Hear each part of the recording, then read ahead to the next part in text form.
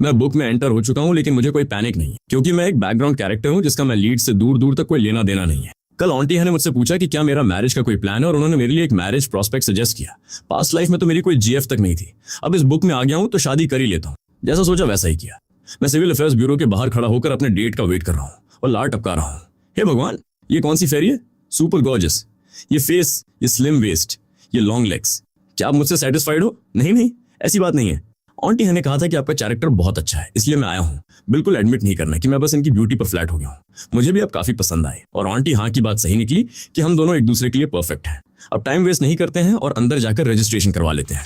Process complete होने के बाद हम सिविल अफेयर्स ब्यूरो से बाहर आ गए। मेरे घर में बस मैं अकेला हूं, तो मुझे गू नियन को किसी इन लॉज से मिलाने की जरूरत ही नहीं है। लेकिन गू नियन के पेरेंट्स हैं और वो अलग नहीं रहना चाहती। जब हम दोनों ने रजिस्ट्रेशन कर ही लिया है तो डरने की क्या बात है। मैं नेचुरली एग्री हो गया और उसके साथ उसके घर चला गया। बात यह है कि मैं कार लेकर नहीं आया था तो हमें टैक्सी लेनी पड़ेगी, लेकिन उसने कहा कि वो कार लेकर आई है। उसने जिस तरफ इशारा किया वहां सिविल अफेयर्स ब्यूरो के बाहर कई सुपर कार्स खड़ी थी, जिनमें से चीपेस्ट कार भी कम से कम 3 मिलियन युआन यानी लगभग 10 बिलियन वियतनामीज डोंग से ऊपर की थी।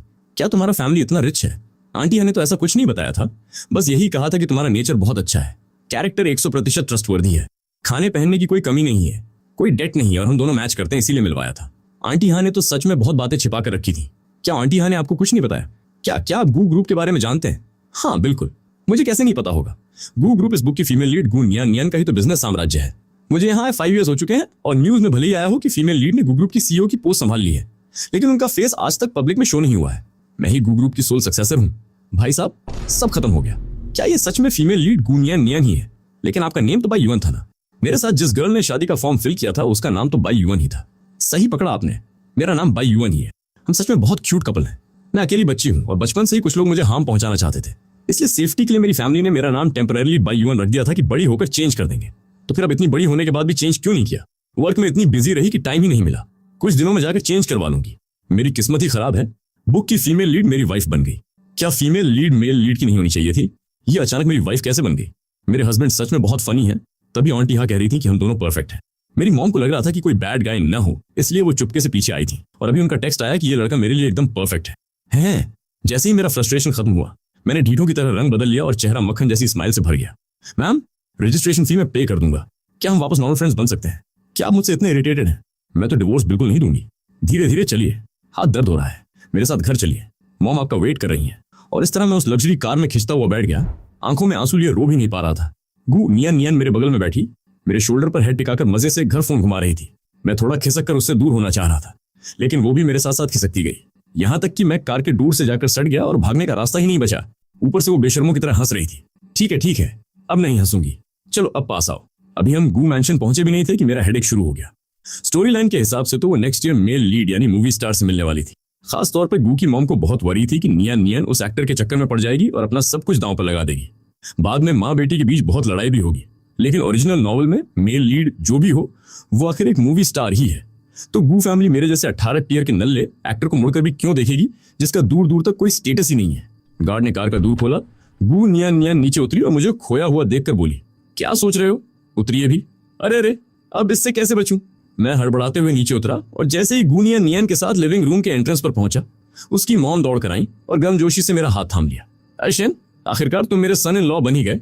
मैं तो 3 डेज से तुम्हारा ही वेट कर रही थी। गू की मॉम मुझसे इतना ज्यादा प्यार क्यों जता रही हैं? फिर क्या सोचने लगे? जल्दी से मॉम कहो। मैं तुरंत होश में आया और झिझकते हुए बोला, मॉम। गू की मॉम की खुशी का ठिकाना नहीं रहा। उन्होंने मेरे हाथों में 2 रेड एनवेलप्स थमा दिए। ये मेरी और नियन के डैड की तरफ से तुम्हारे लिए मीटिंग गिफ्ट है। डैड अभी बिजनेस ट्रिप पर आउट ऑफ कंट्री हैं और तुम दोनों की शादी बहुत सडनली हुई है, इसलिए वो 4-5 डेज बाद ही लौट पाएंगे। मॉम, इसकी क्या जरूरत थी? बहुत ऑकवर्ड लग रहा है। ये तो बस मीटिंग गिफ्ट है सोन। बाकी सब तैयारियों की टेंशन तुम मत लो। मुझे पता है मुझे सब कैसे मैनेज करना है। मेरा इकलौता दामाद है तो कोई कमी कैसे रहने दे सकती हूँ। इतना कहकर वो मुझे लिविंग रूम में ले गई। सोफा पर बैठाकर हाल चाल पूछने लगी और बेहद हैप्पी दिख रही थी। मैंने उनसे क्यूरियस होकर पूछा, मॉम, क्या आप मुझे पहले से जानती थी? दरअसल बात यह है कि मैं हमेशा से अपने लिए एक अच्छा सन इन लॉ ढूंढ रही थी, लेकिन कोई पसंद ही नहीं आ रहा था। फिर तुम्हारी आंटी हाँ, जो मेरी बहुत अच्छी फ्रेंड है, उन्होंने तुम्हारे बारे में बताया कि तुम बहुत अच्छे बच्चे हो, तो मैंने चुपके से जाकर तुम्हें कुछ दिनों तक ऑब्जर्व किया और तुम मुझे बहुत पसंद आए। फिर मैंने आंटी हाँ से हेल्प मांगी कि तुम्हें मेरा दामाद बनवा दे। अब जाकर मेरे दिल को सुकून मिला है। मैंने ड्रीम में भी नहीं सोचा था कि गू की मॉम और आंटी हाँ बेस्ट फ्रेंड्स निकलेंगी। आंटी हाँ तो सिटी हॉस्पिटल में डॉक्टर है और मैं उन्हें 4 इयर्स पहले से जानता हूँ। अगर मैं इस वर्ल्ड में रैंकानेट ही नहीं होता तो आंटी हाँ से कभी नहीं मिलता और नहीं वो मुझे गू की मॉम से मिलवाती। मतलब आज का ये दिन कभी आता ही नहीं। तो क्या मैंने स्टोरी लाइन बदल दी है? नहीं, रुकिए, क्या मैं एक मीनिंगलेस बैकग्राउंड कैरेक्टर नहीं हूँ जिसका मैं प्लॉट से कोई कनेक्शन ही नहीं था? क्या दामाद जी आगे आगे आगे आज शैन जल्दी इधर आओ, ये तुम्हारे डैड हैं। अंकल जी हेलो। डैड की वॉइस एकदम कोल्ड और एक्सप्रेशनलेस थी। शायद उन्हें भी लगा कि वो थोड़ा ज्यादा स्ट्रिक्ट लग रहे हैं, तो उन्होंने हल्के से खांसते हुए उसी मोनोटोन वॉइस में कहा, आज से गू मैंशन ही तुम्हारा घर है, हेजिटेट मत होना, जो खरीदना हो खरीद लेना, हमारे पास पैसों की कोई कमी नहीं है। अगर ये लड़की तुम्हें परेशान करे तो तुरंत अपनी मॉम या मुझसे शिकायत करना, हम इसे सीधा कर देंगे। Thank you dad. डैड थोड़े अनकंफर्टेबल से लग रहे थे। उन्होंने कहा, वाइफी मुझे दूसरी लाइन पर अर्जेंट कॉल अटेंड करना है, मैं रखता हूँ। हाँ शैन, तुम दोनों वेडिंग कैसे फाइनलाइज करना चाहते हो? डोमेस्टिक, अब्रॉड, स्काई में, अंडर वाटर या क्रूज पर? मुझे लगा मेरी पॉवर्टी ने मेरी इमेजिनेशन को सीमित कर दिया है। क्या शादी सच में स्काई में हो सकती है? Obviously yes. प्राइवेट जेट में जब तक शादी चलेगी, फ्लाइट हवा में ही रहेगी। लेकिन तुम उसकी टेंशन मत लो, हमारी अपनी प्राइवेट एयरलाइन फ्लीट है, जैसा चाहोगे वैसा हो जाएगा। मुझे तो सोचकर ही समझ नहीं आ रहा था, तो मैंने ये डिफिकल्ट कॉल सीधा गू नियान नियान पर फेंक दिया। एक्चुअली मेरा अपना एक सीक्रेट प्लान था। अगर अभी गू नियान नियान मुझे डिवोर्स नहीं दे रही है तो मेल लीड से मिलने के बाद तो पक्का देगी ही। जब होना ही डिवोर्स है तो मैं फालतू में हेड अच्छे क्यों लूं? सीधा गू नियान नियान पर छोड़ देता हूँ, कम से कम गुड इंप्रेशन तो पड़ेगा। वाइफी, वेडिंग की बात है, तुम जैसा चाहो वैसा कर लो, मुझे कोई ऑब्जेक्शन नहीं है। मेरे शैन सच में बहुत इंटरेस्टिंग है, एकदम कॉमेडियन। पूरे रास्ते मुझे वाइफी बोलने में इनकी जान निकल रही थी, और अब अचानक वाइफी कहकर ऐसा डायलॉग मार रहे हैं जैसे मेरी कोई केयर ही न हो। हम लगता है अभी भी डिवोर्स का सपना देख रहे हैं, लेकिन देखा जाए तो शैन ने मेरी ओपिनियन की रिस्पेक्ट की है। चलो इस बात पर इन्हें फॉरगिव कर देती हूँ। ओके हस्बैंड, जैसा आप कहें सब मैं ही डिसाइड कर लेती हूँ। वेट, कुछ गड़बड़ है। फीमेल लीड नॉवल की तरह एरोगेंट, कोल्ड और रिजर्व क्यों नहीं लग रही? ये मेरे साथ फ्लर्ट करने के मूड में कैसे है? AW, कितना प्यारा कपल है। देखा मेरी चॉइस कितनी परफेक्ट थी, दोनों साथ में कितने क्यूट लग रहे हैं। गू निया निया ने कुछ नहीं कहा, बस मुस्कुराते हुए मेरा हाथ थाम लिया। वेडिंग फाइनलाइज करना सिर्फ हमारे फ्री होने पर डिपेंड नहीं करता था, रिलेटिव्स और फ्रेंड्स का अवेलेबल होना भी जरूरी था। इसलिए मैरिज डेट 4 मंथ्स बाद नेशनल डे पर सेट की गई। मैरिज फिक्स होने के बाद गू नियान नियान मेरे साथ मेरे पुराने घर सामान लेने आई। हम निकलने ही वाले थे कि उसकी पर्सनल असिस्टेंट का फोन आ गया। कॉल कट करने के बाद गू नियान नियान ने शायद महसूस करते हुए मुझसे कहा, आशन एक्सट्रीमली सॉरी, मैं आपके साथ वापस नहीं चल सकती, मुझे अर्जेंटली कंपनी जाना पड़ेगा। नो प्रॉब्लम, तुम अपना काम निपटा लो। गू नियान नियान ने मुझे अफेक्शनेटली हग किया और कार में बैठकर चली गई। जब मैं गू मैंशन पहुंचा तो अचानक मेरा फोन रिंग हुआ। मैनेजर नियान का कॉल था। आशन, मैडम यान तुम्हें बहुत पसंद करती हैं, आज नाइट तुम्हें उनके साथ होटल में डिनर पर जाना है। अगर तुम गए तो उस मूवी का मेल सेकंड लीड का रोल तुम्हारा होगा, अच्छे से प्रिपेयर हो जाओ। इस बार नो मत कहना, ये बंदा सच में मेरा मैनेजर है क्या? दिन रात काम करने की जगह बस इन सब चीप तरीकों के बारे में सोचता रहता है। ये तुम्हारा कैसा एटीट्यूड है? मैं ये सब तुम्हारे भले के लिए ही कर रहा हूँ। क्या तुम फेमस होने का ये गोल्डन चांस छोड़ना चाहते हो? वैसे भी तुमने कंपनी के साथ कॉन्ट्रैक्ट साइन किया तो तुम्हें ओबे करना पड़ेगा, वरना ये ब्रीच ऑफ कॉन्ट्रैक्ट माना जाएगा। क्या कॉन्ट्रैक्ट में लिखा है कि मुझे क्लाइंट्स को एंटरटेन करना पड़ेगा और उनके साथ ड्रिंक करनी पड़ेगी? अगर लिखा है तो कॉन्ट्रैक्ट निकाल कर दिखाओ, वरना मुझे फोर्स मत करो। मैंने बहुत पहले क्लियर कर दिया था कि अगर शूटिंग या प्रमोशन का काम होगा तो मैं 100% कोऑपरेट करूंगा, लेकिन इन फालतू की चीजों के लिए मुझे मत बोलना। मुझे याद आया कि ये कॉन्ट्रैक्ट मैंने नहीं, बल्कि मेरे रेइनकार्नेट होने से पहले ओरिजिनल बॉडी की मॉम ने गार्डियन बनकर साइन किया था। कॉन्ट्रैक्ट साइन करने के अगले ही दिन वो पैसे लेकर अब्रॉड भाग गई और उसी दिन मैं इस बॉडी में आया। मन तो किया था कि अदालत में केस करूं, लेकिन ओरिजिनल गाय का एक कंसेंट वीडियो था जिसमें वो एग्री कर रहा था, इसलिए कानूनी तौर पर मैं कमजोर पड़ जाता। वैसे मुझे लगता है कि इन लोगों के पास इतना ब्रेन नहीं है कि वो इतनी दूर की सोचें। इवनिंग होते होते गू नियान नियान गू ग्रुप के ऑफिस से वापस आ गई। डिनर के बाद जब हम कमरे में गए तब मुझे पता चला कि पेरेंट्स ने जो मीटिंग गिफ्ट एनवेलोप्स दिए थे उन दोनों बैंक कार्ड्स में 100 मिलियन युआन थे। मेरा मन हुआ कि इन दोनों कार्ड्स को अभी फेंक दूं। तभी गू नियान नियान लॉकर खोलने लगी और मेरी तरफ देखकर मुस्कुराई, जैसे उसे पता हो कि मैं इन पैसों की भरपाई कभी नहीं कर पाऊंगा।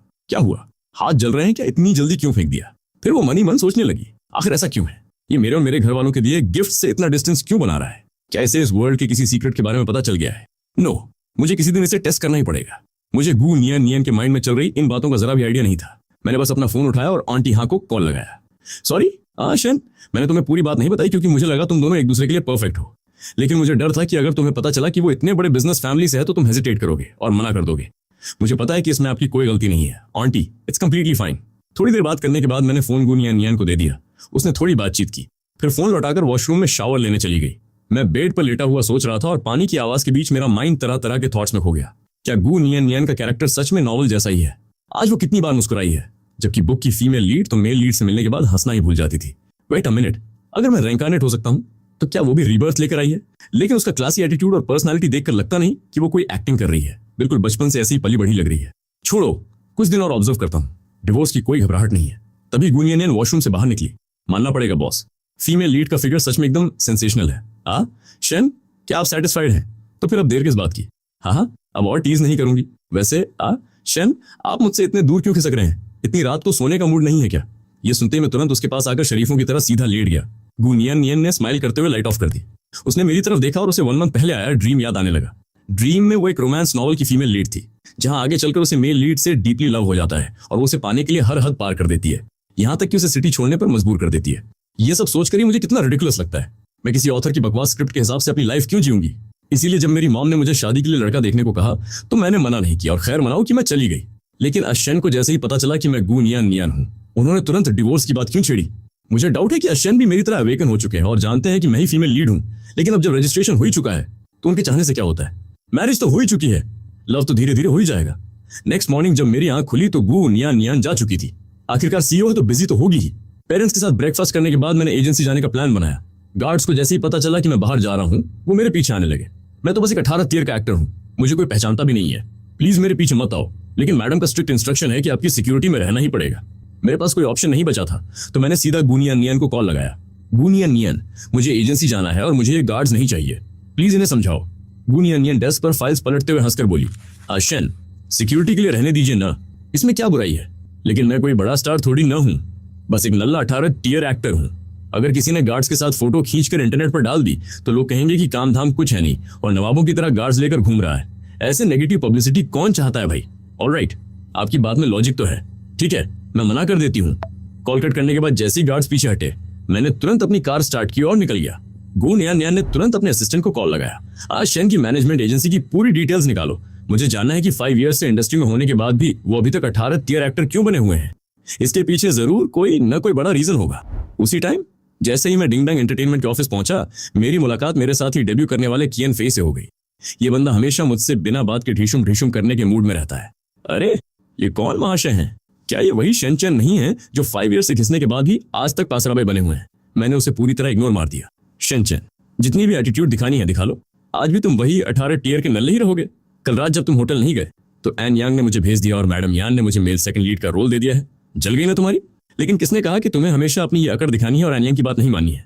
सच में दिमाग खराब हो गया है मेरा। इस शेनचन में ऐसा क्या खास है भाई, बस मुझसे थोड़ा सा ज्यादा हैंडसम ही तो है। तो फिर डिंग डंग एंटरटेनमेंट में आने वाले सारे बड़े बॉस सबसे पहले इसी पर लाइन क्यों मारते हैं? जब हम दोनों ने एक साथ डेब्यू किया था तो मुझे हमेशा इसके छोड़े हुए रोल्स और लेफ्ट ओवर अपॉर्चुनिटीज ही क्यों मिलती हैं? इतना लंबा भाषण ठोक दिया, अब कलेजे को ठंडक मिली कि नहीं तो तुम इतने में ही खुश हो जाते हो। हद है यार, सच में कितना अनोइंग है। दिमाग का दही कर दिया तुमने। अगर तुम्हें फेमस ही नहीं होना था तो इस एंटरटेनमेंट इंडस्ट्री में आए ही क्यों? सच में ढोंगी हो तुम। जितना नाटक करना है कर लो, देखता हूं कब तक ये ड्रामा चलता है। हाँ यस, शायद तुम्हें अभी पता नहीं है, मैंने एन यांग से सुना है कि बॉस डिंग अब तुम्हें ठिकाने लगाने के मूड में है। वरना तुम्हें क्या लगता है कंपनी में आरती उतारने के लिए बुलाया है? इतना बोलकर कियन फे गाना गुनगुनाते हुए वहां से निकल गया। मैंने उसकी बकवास पर रत्ती भर भी ध्यान नहीं दिया और सीधा 2nd फ्लोर वाले ऑफिस में एन यांग को ढूंढने चला गया। तुम जाके कॉन्फ्रेंस रूम में वेट करो। मैंने हाँ में सिर हिलाया और कॉन्फ्रेंस रूम की तरफ बढ़ गया। कॉन्फ्रेंस रूम के अंदर पहले से ही कुछ ऐसे नए चेहरे बैठे थे जो मुझसे कहीं ज्यादा फेमस थे, तो ऑब्वियसली वो मेरे जैसे टियर 18 के नल्ले एक्टर को भाव क्यों देंगे। बस 2 न्यूकमर्स ने ही अपनी सीट से उठकर तरीके से मुझे ग्रीट किया। काफी देर तक वेट करने के बाद डिंग डंग एंटरटेनमेंट के बॉस डिंग शूलियन और मैनेजर एन यांग वहां प्रकट हुए। इनकी वर्किंग एफिशिएंसी इतनी ढीली और स्लो है, कोई हैरानी की बात नहीं कि ये कंपनी कभी ग्रो ही नहीं कर पाई। ये सब कब खत्म होगा यार? मुझे घर जाना है। सच में पका दिया, फोन की बैटरी भी डेड होने वाली है। नेक्स्ट डे सुबह 11 o'clock तक वेट करने के बाद जब आखिरी न्यूकमर बाहर निकला तब जाकर मेरी बारी आई। दूसरी तरफ गु ग्रुप के सीईओ ऑफिस में असिस्टेंट ने डोर नॉक किया और अंदर आकर गु नियन नियन को इन्वेस्टिगेशन रिपोर्ट सौंपी। शेनचन सर की कंपनी डिंग डंग एंटरटेनमेंट एक ऐसी धोखाधड़ी वाली कंपनी है जो सिर्फ आर्टिस्ट के ब्रीच ऑफ कॉन्ट्रैक्ट के पेनल्टी मनी से पैसे छापती है। न कोई बैकग्राउंड है और न ही कोई रिसोर्सेस। डिंग डंग एंटरटेनमेंट के दोनों ओनर्स ने शेनचन सर के लुक को देखकर उन पर कास्टिंग काउच का प्रेशर बनाया ताकि रोल्स मिल सके, लेकिन सर कभी नहीं माने। इसलिए उन्होंने सर को सिर्फ छोटे मोटे साइड रोल्स में ही अटका कर रखा। 5 इयर्स के करियर में सर की मार्केट वैल्यू लगभग 0 है, बस ऐसे ही खींच रहे हैं। तो मेरे शेन को इन लोगों ने पूरे 5 इयर्स तक टॉर्चर किया है। सर के कॉन्ट्रैक्ट को हमारी लीगल टीम ने चेक कर लिया है। अगर हम लॉसूट फाइल करते हैं तो जीत हमारी होगी। क्या हम कॉन्ट्रैक्ट टर्मिनेट करवाने के लिए लीगल एक्शन लें? लॉसूट में बहुत टाइम जाएगा और इन घटिया लोगों का फायदा ही होगा। मेरे आशन को 5 इयर्स तक परेशान किया है, इन्हें ऐसे ही कैसे छोड़ दें? क्या कोई फास्ट तरीका है? यस मैम, सर के कॉन्ट्रैक्ट में क्लॉज है कि अगर डिंग डंग एंटरटेनमेंट बैंकरप्ट हो जाती है और सर को काम या अपॉर्चुनिटीज देने में नाकाम रहती है तो कॉन्ट्रैक्ट अपने आप कैंसिल हो जाएगा। इसके अलावा मुझे यह भी पता चला है कि उस कपल ने कुछ दिन पहले ही कंपनी की सारी प्रॉपर्टीज मॉर्गेज पर रखकर बैंक से 100 मिलियन युआन का लोन लिया है और अपने बेटे के गैम्बलिंग डेट्स चुकाने के लिए अपने पर्सनल अकाउंट्स में ट्रांसफर कर लिया है। गु नियन नियन ने सिर हिलाया। डन। फिर तो देर किस बात की, तुरंत ये न्यूज लीक करो और इन्हें सड़क पर लाओ। तुम्हें पता भी है मैडम यान कौन है? उनके हाथ में बेशुमार रिसोर्सेज हैं। कल रात तुम्हारी हिम्मत कैसे हुई गायब होने की? क्या मैंने तुम्हें ज्यादा ही सिर पर चढ़ा रखा है? तुम इससे इतनी बातें क्यों कर रहे हो? इतने सालों में इसने कभी हमारी एक बात सुनी है क्या? दूसरे लोग तरसते हैं ऐसी मीटिंग के लिए और एक ये है। शेनचन, तुम्हें क्या लगता है कि हम दोनों का नुकसान करवा के तुम बच निकलोगे? तो फिर आप लोगों ने मुझे यहाँ बुलाया किस लिए है और किस लिए? ऑब्वियसली तुम्हारे और कंपनी के मैटर के लिए। मैं तुमसे लास्ट टाइम पूछ रहा हूँ, क्या तुम आगे से हमारी बात मानोगे या नहीं? इसके पास इतने अच्छे प्रोस्पेक्ट्स थे, पहले फेमस होने के कितने चांसेस मिले, लेकिन ये बंदा अपनी एंड में रहा, कंपनी का नुकसान करवाया और आज तक इससे 1 रुपया नहीं कमा पाए। सच में खून जला दिया इसने। मैं अपने फोन में बिजी था और उनके लंबे भाषण का रिप्लाई देने का मेरा कोई मूड नहीं था। मन ही मन सोचा कि मैं गिनती भूल चुका हूँ कि कितनी बार मना किया है। ये दोनों हर बार सुनते हैं फिर भी इनका पेट नहीं भरता, बस चाहते हैं कि मैं चुपचाप इनकी गुलामी करूं। कान पक गए सुन सुन के। किसी ईयर स्पेशलिस्ट को दिखा क्यों नहीं लेते? फाइन, अगर तुम बिल्कुल कोऑपरेट नहीं करना चाहते तो चलो तुम्हारा कॉन्ट्रैक्ट टर्मिनेशन डिस्कस कर लेते हैं। तुमने 10 साल का कॉन्ट्रैक्ट साइन किया था, 5 इयर्स हो चुके हैं और 5 इयर्स अभी बाकी हैं। रूल्स के हिसाब से अगर तुम खुद कॉन्ट्रैक्ट तोड़ना चाहते हो तो तुम्हें 10 मिलियन युआन का कॉम्पेंसेशन देना होगा। अगर तुम ये 10 मिलियन युआन दे देते हो तो हम तुम्हें तुरंत फ्री कर देंगे, लेकिन हमें भी पता है कि तुम्हारे पास इतने पैसे नहीं है। चलो ऐसा करते हैं, तुम आधा यानी 5 मिलियन युआन दे दो और हम कॉन्ट्रैक्ट कैंसिल कर देंगे। मैंने बिना किसी हेजिटेशन के सीधा बोल दिया, मेरे पास पैसे नहीं है। इतना कहकर मैं फिर से फोन चलाने लगा। कोई कूल बनने का नाटक नहीं कर रहा था, सच में पैसे नहीं थे। मेरे बैंक अकाउंट में बस 1 मिलियन युआन से थोड़े ज्यादा की सेविंग्स थी, वरना मैं कब का पैसे फेंक कर इस ढोंगी कंपनी से आजादी ले लेता। और अगर पैसे होते भी तो मैं इस घटिया कंपनी पर एक ढेला भी बर्बाद नहीं करता। 5 मिलियन नहीं है तो 3 मिलियन तो होंगे ही आपके पास। चलो 3 मिलियन पर डन करते हैं। ये सुनकर मुझे लगा कि भाई ये तो अनएक्सपेक्टेड जैकपॉट लग गया। यहाँ तो बार्गेनिंग चल रही है। देखकर लग रहा है कि या तो इन्हें पैसों की सख्त जरूरत है या फिर कंपनी में कोई बड़ा सियापा हो गया है। 3 मिलियन भी क्यों नहीं है आपके पास? आपके पास एक घर तो है ही, कार भी है। सब बेच बाच के और उधार लेकर पैसों का जुगाड़ करो। क्या आपको फ्रीडम नहीं चाहिए? आप तो हमेशा से कॉन्ट्रैक्ट कैंसिल करना चाहते थे ना। मैं बता रहा हूँ 3 मिलियन हमारा लोएस्ट प्राइस है, वरना अगर हम मान भी जाएं तो बाकी शेयर होल्डर्स कभी इस कैंसिलेशन के लिए तैयार नहीं होंगे। क्या तुम सच में पूरे 10 साल तक इस कंपनी में सड़ना चाहते हो? मेरे पास एक फूटी कौड़ी भी नहीं है, वैसे भी 5 साल तक झेल ही लिया है। 5 साल और सही। डिंग शुलियन गुस्से में लाल पीली हो गई और एनयांग का भी दिमाग सुलग गया। पत्थर की दीवार से सिर फोड़ रहे थे जैसे। इन 5 इयर्स में तुम कितना कुछ कर सकते थे। अभी तुम यंग हो, किस्मत चमकी तो 1 साल में 3 मिलियन कमा लोगे। यहाँ अपनी लाइफ क्यों खराब कर रहे हो? 5 इयर्स बाद भी मैं यंग ही रहूंगा। इतनी जल्दी क्या है? घुमा फिरा के बात यही है ना कि तुम ब्रीच ऑफ कॉन्ट्रैक्ट का 1 रुपया भी नहीं देना चाहते। अब जाके समझ आया क्या आपको? सच में बहुत स्लो दिमाग है आपका। क्या मेरा एटीट्यूड इतना भी क्लियर नहीं था कि आपको अलग से पूछना पड़ रहा है? सपने देखना बंद करो। बिना 1 रुपया कॉम्पेंसेशन दिए कंपनी छोड़ने का सपना देख रहे हो। बड़ी ऐश सूझ रही है तुम्हें। अरे छोड़ो भी, 3 मिलियन नहीं दे सकता तो 1 मिलियन तो दे ही सकता है ना। तो हाथ जोड़ता हूँ भाई, कितना ढीठ बंदा है ये। एक पैसा निकालने को तैयार क्यों नहीं हो रहा? मैं रीजन ये था कि कंपनी ने जो लोन लिया था वो सब बेटे के सट्टेबाजी के कर्ज चुकाने में उड़ा दिया था, वरना मैं कोई चैरिटी करने थोड़ा ही बैठा था जो इतने सस्ते में इसका कॉन्ट्रैक्ट कैंसिल करता। अगर तुम 1 मिलियन भी नहीं दे सकते तो फिर कॉन्ट्रैक्ट एक्सपायर होने का वेट करो। शेनचेन, तुम हद से ज्यादा गिर चुके हो। अब तुम अगले 5 साल तक इसी तरह एक गुमनाम नल्ले की तरह हमारी कंपनी में सड़ते रहोगे। बॉस डिंग एंड यांग, बहुत बड़ा कांड हो गया है। बैंक वाले सारा सामान सील करने आ गए हैं और सारे शेयर होल्डर्स को भी खबर लग गई है। सब कंपनी की तरफ ही भागे चले आ रहे हैं। डिंग शुलियन और एनयांग के पैर तले जमीन निकल गई और वो कुर्सी पर ढह गए। मैं बगल में बैठा अपनी आईब्रोज उचका रहा था और मुझे सब समझ आ गया कि ये लोग इतना बार्गेन क्यों कर रहे थे। दरअसल इस गड्ढे को भरने की फिराक में थे। बैंक सारा प्रॉपर्टी कब्जा कर लेगा तो डिंग डंग एंटरटेनमेंट के पास बचेगा ही क्या? बहुत जल्द बैंक्रप्सी डिक्लेयर करनी पड़ेगी और इस तरह डिंग डंग एंटरटेनमेंट के साथ मेरा कॉन्ट्रैक्ट अपने आप खत्म हो जाएगा। सोचा नहीं था कि आज कंपनी आकर मुझे बिन मांगे आजादी मिल जाएगी। मैं इतना हैप्पी था कि मेरा मन किया अभी के अभी एक फ्लेक्स पोस्ट डाल दूं। Boss ding and yang, thank you so much.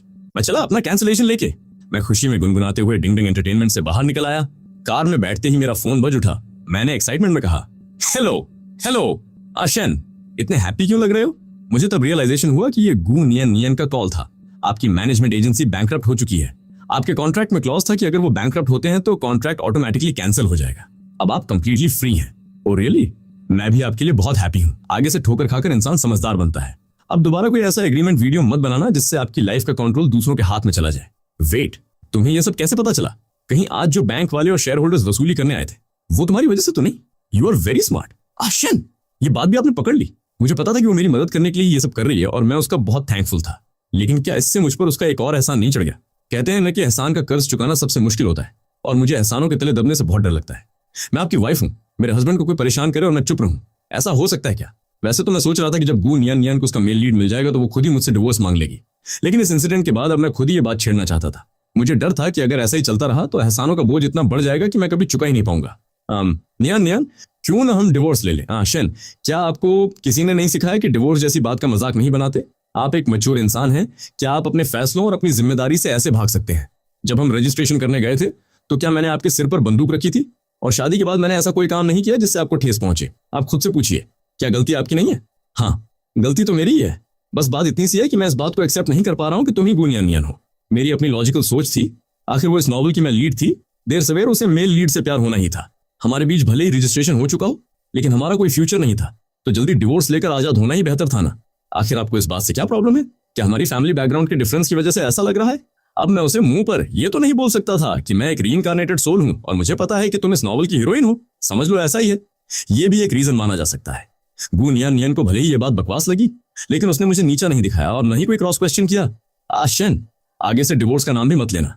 अगर आपने फिर से ये बात बोली तो मैं सच में बहुत एंग्री हो जाऊंगी। हमारे बैकग्राउंड में बाहर से फर्क दिखता होगा, लेकिन अंदर से कोई फर्क नहीं है। वरना मेरे पेरेंट्स आपको इतना पसंद नहीं करते और ना ही मुझे आपके साथ शादी करने के लिए भेजते। ठीक है ठीक है, अब कभी नहीं बोलूंगा। सच कहूं तो मेरी हिम्मत भी नहीं हुई दोबारा बोलने की। आखिर उसकी बातों में पॉइंट तो था और मुझे काफी गिल्ट भी फील हो रहा था। अब तो अगले साल उसके खुद ही पहल करने का वेट करना पड़ेगा। आशन, क्या आप अभी घर वापस आ रहे हैं? या एग्जैक्टली। तो फिर आराम से कार चलाइए और वंस अगेन कांग्रेचुलेशंस कि अब आप फ्री हो चुके हैं। घर पहुंचकर ठंडे दिमाग से सोचिए कि क्या आपको सच में ये एक्टिंग का प्रोफेशन पसंद है। आप जो भी करेंगे मैं हमेशा सपोर्ट करूंगी, लेकिन मैं चाहती हूं कि आप वो काम करें जो आप सच में दिल से करना चाहते हैं। मैंने आज तक अपनी दिल की बातें किसी से शेयर नहीं की थी, तो मुझे थोड़ा ऑकवर्ड लगा। ऑलराइट, मुझे समझ आ गया तुम बहुत भाषण देती हो। कोई और होता तो मैं इतनी बातें करती भी नहीं। आप बस सोचिए, जब मैं घर आऊंगी तो इस बारे में अच्छे से बात करेंगे। ओके ओके, मैं रखता हूँ। रास्ते में ध्यान से ड्राइव करना। मुझसे हीरोइन की एक्स्ट्रा केयर बर्दाश्त नहीं हो रही थी। बहुत वियर्ड फीलिंग आ रही थी और उसने सच में फोन कट कर दिया। बड़ी जल्दी थी कट करने की। अगर ऑफिस में इतना काम न होता तो मैं अभी घर आकर आपको दबोच लेती और 2 बातें और सुनाती। अभी तो मेरी बातें खत्म भी नहीं हुई थी। दूसरी तरफ जैसे ही मैंने गु नियान नियान का कॉल कट किया, गु की मॉम का वीडियो कॉल आ गया। शन, क्या तुम दोपहर का लंच करने घर आ रहे हो? हाँ मॉम, मैं लगभग हाफ एन आवर में पहुंच जाऊंगा। आप लोग खा लीजिए, मेरा वेट मत कीजिए। नो प्रॉब्लम, मुझे भूख नहीं है। तुम आओ फिर साथ में ही लंच करेंगे। लंच करने के बाद गु की मॉम ने मुझे एक बड़ा सा फाइल फोल्डर थमा दिया। ये तुम्हारी मॉम और डैड की तरफ से तुम्हारे लिए एक छोटा सा टोकन ऑफ लव है। कल ही रेडी हो गया था, बस कुछ फॉर्मेलिटीज बाकी थी जो आज कंप्लीट हो गई। कोई बड़ी बात नहीं है, बस एक छोटी सी भेंट है। भाई साहब, क्या ये सच में छोटी सी भेंट है? ये फोल्डर इतना मोटा क्यों लग रहा है? मेरी तो हिम्मत ही नहीं हुई खोलकर देखने की। कमरे में पहुंचते ही मैंने उस फोल्डर को लॉकर में संभाल कर रख दिया। जैसे ही पीछे मुड़ा तो सामने एक बहुत बड़ा वॉक इन क्लोजेट दिखा। ओ गॉड, ये सारे क्लॉज क्या मेरे लिए खरीदे गए हैं? गु की मॉम नीचे लिविंग रूम में वासे में फ्लावर्स लगा रही थी। ये नियान नियान ने खरीदे हैं बेटा। जब डिलीवरी आई थी तो मैंने बस अरेंज करवा दिया था। लेकिन आशन, तुम्हारा ये क्लोजेट थोड़ा छोटा पड़ गया है। मैंने भी तुम्हारे लिए काफी शॉपिंग की है। समझ नहीं आ रहा वो सब कहाँ रखूंगी। ये सुनकर मैंने एक ठंडी सांस ली। गु नियान नियान ने ये सब कब खरीद लिया? वो तो कह रही थी कि ऑफिस जा रही है, फिर मेरे लिए इतनी शॉपिंग करने का टाइम कहाँ से मिला? खैर छोड़ो, शाम को जब वो आएगी तब बात करता हूँ। नाइट में जब गु नियान नियान घर वापस आई तो मैं उसे एक तरफ ले गया। एब्डवाऊ, एक दिन नहीं मिले तो इतनी याद आने लगी मेरी। मैंने उसके चेहरे को देखा। उसकी खूबसूरत नशीली आंखों का जादू सच में असर कर रहा था। क्लोजेट में कपड़ों का क्या चक्कर है? उन कपड़ों में क्या प्रॉब्लम है? क्या फिर से प्रेशर फील होने लगा आपको? हे गॉड। हाँ शन, गुस्सा मत होइए ना। अगर ऐसा है तो आप भी मेरे लिए कुछ खरीद दीजिए, हिसाब बराबर। मैंने कोई रिप्लाई नहीं दिया। डिनर के बाद गु नियान मुझे अपस्टेयर्स स्टडी रूम में वर्क डिस्कस करने ले गई। जब वो सीरियस होती थी तो सच में एकदम प्रोफेशनल बॉस लगती थी। मुझे तब रियलाइजेशन हुआ कि जो लड़की रोज मेरे साथ हंसती खिलखिलाती है वो असल में एक बेहद केपेबल सीईओ भी है। जैसे ही वो पलटी, उसने देखा कि मैं सामने वाली चेयर पर एकदम शरीफों की तरह सीधा बैठा हूँ। यहाँ मेरे पास आकर बैठी है ना। जब उसने देखा कि मैं अपनी जगह पर रिजिड हूँ तो उसने ज्यादा फोर्स नहीं किया। हाँ शन, क्या आपको सच में एक्टिंग का करियर पसंद है? Definitely yes. भले ही शुरू में मुझे जबरदस्ती इस फील्ड में धकेला गया था, लेकिन इन 5 years में मैंने कई रोल्स किए हैं।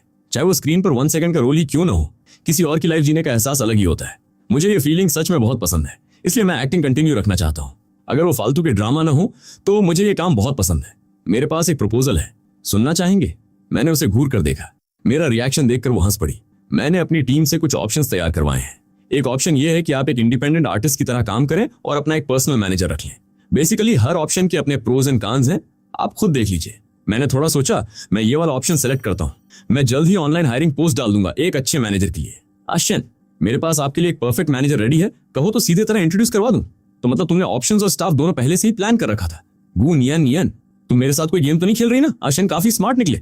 मैं तो सच में गेम खेलने वाली थी, लेकिन जाहिर है मुंह पर तो नहीं बोल सकती। इन्हें थोड़ा टीज करने में अलग ही मजा आता है, ऐसा कुछ नहीं है। आशन एक्चुअली वो भी रो रोकर मुझसे हेल्प मांग रही थी।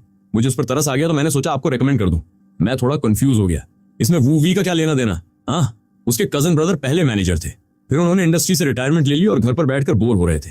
अब वो फिर से काम शुरू करना चाहते हैं, लेकिन चूंकि वो 10 years से इंडस्ट्री से बाहर है तो कोई कंपनी उन्हें हायर नहीं कर रही। उन्हें पता चला कि आप कोई भी ऑप्शन सेलेक्ट करें, आपको मैनेजर तो चाहिए ही होगा। तो उन्होंने वूवी के जरिए मुझसे रिक्वेस्ट करवाई कि आप उनके कजन को एक चांस दें। ये सब सुनकर मुझे कुछ गड़बड़ लगी। थोड़ी देर बाद मुझे समझ आया, हे गु नियान नियान, तुम ये सब जानबूझकर कर रही हो ना? तभी मुझे गु नियान नियान का बेफिक्र रिप्लाई सुनाई दिया। आप इतना क्यों सोच रहे हैं?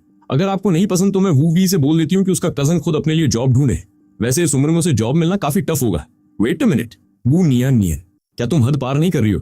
तुम साफ साफ मुझे ये टॉन्ट मार रही हो कि अगर मैंने उसके कजन को हायर नहीं किया तो मैं एक हार्टलेस इंसान कहलाऊंगा। वाओ, तुम सच में एक सीईओ हो। कसम से क्या चाल चली है? उससे बोलो कि कल इंटरव्यू के लिए आ जाए। अगले दिन मॉर्निंग में 10 बजे वू वी का कजन ज्यूंगविन फार्म आया। इंटरव्यू के बाद मुझे भी फील हुआ कि ज्यूंगविन फार्म सच में बहुत टैलेंटेड है, इसलिए मैंने तुरंत डील फाइनलाइज कर ली। डिस्कशन खत्म होने के बाद वो को फैमिली के विला से बाहर निकला और तब जाके उसने अपनी कजन सिस्टर वू वी को कॉल करके एक गुड न्यूज दी। ब्रो, तुम कितने ऑसम हो। मुझे तो पहले से पता था कि तुम ये कर लोगे। राइट, मुझे तुम्हें एक छोटा सा रिमाइंडर देना था। को मैम की एक हिडन कंडीशन भी है। बेसिकली उनके हस्बैंड को कोई बुली ना करे और वो नहीं चाहती कि उनके हस्बैंड किसी भी मैसी सिचुएशन में फंसे। समझ गए ना तुम मेरा पॉइंट? क्या सिर्फ उन्हें फेमस बनाना ही काफी नहीं है? ये कंडीशन तो कोमामी ने मुझसे शेयर नहीं की थी। ये कंडीशन सुनने में तो सिंपल लग रही है, पर इसको किस लेवल तक फॉलो करना है ये कहना थोड़ा ट्रिकी है। लेकिन अभी जब मैं बाहर थमथन से मिला तो मुझे वो काफी चिल लगे। बिल्कुल भी ऐसे नहीं लगे जो प्रॉब्लम्स क्रिएट करें। उन्हें फेमस बनाना शायद ज्यादा बड़ा इशू नहीं होगा। एनीहाउ, तुम्हें बस थम सर की हेल्प करनी है ताकि वो टेंशन फ्री होकर अपनी फेवरेट मूवी शूट कर सके। बस यही गोल है। ओह, सो ऐसा सीन है। देन तो मैं समझ गया। ज्यूंगविन फार्म के जाने के बाद मैंने अपने सारे सोशल मीडिया अकाउंट्स का बायो एडिट कर दिया।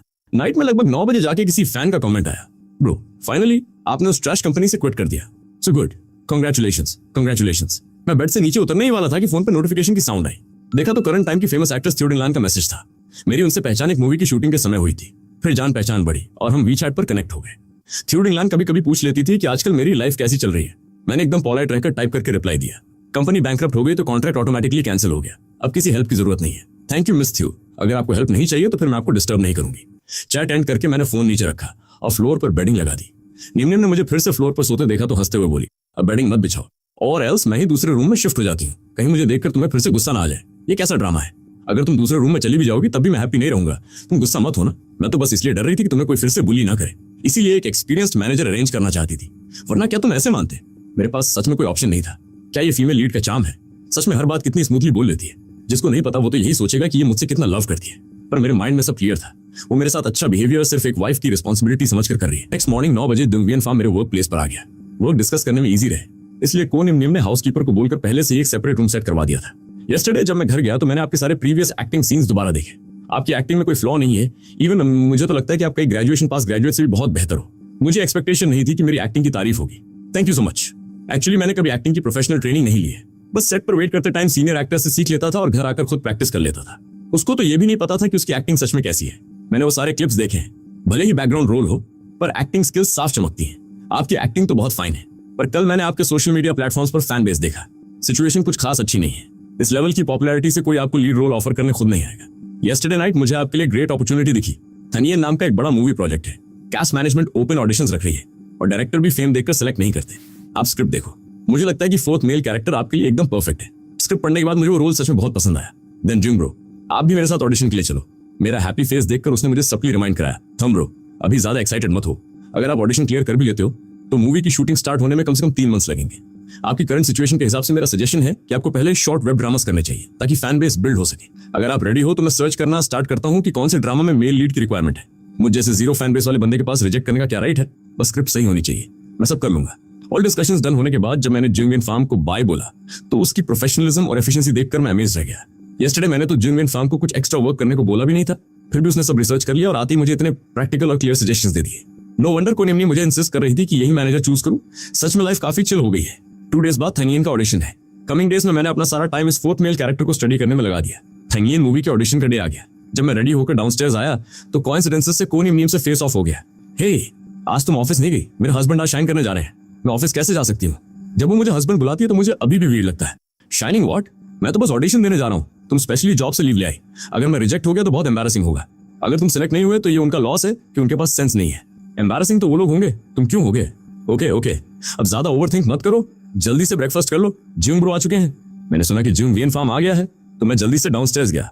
ब्रेकफास्ट फिनिश करके मैं ज्यूंग ब्रो के साथ ऑडिशन के लिए निकला। कार सीधे ऑडिशन वेन्यू पर रुकी। शॉर्ट टाइम में हम पहुंच गए।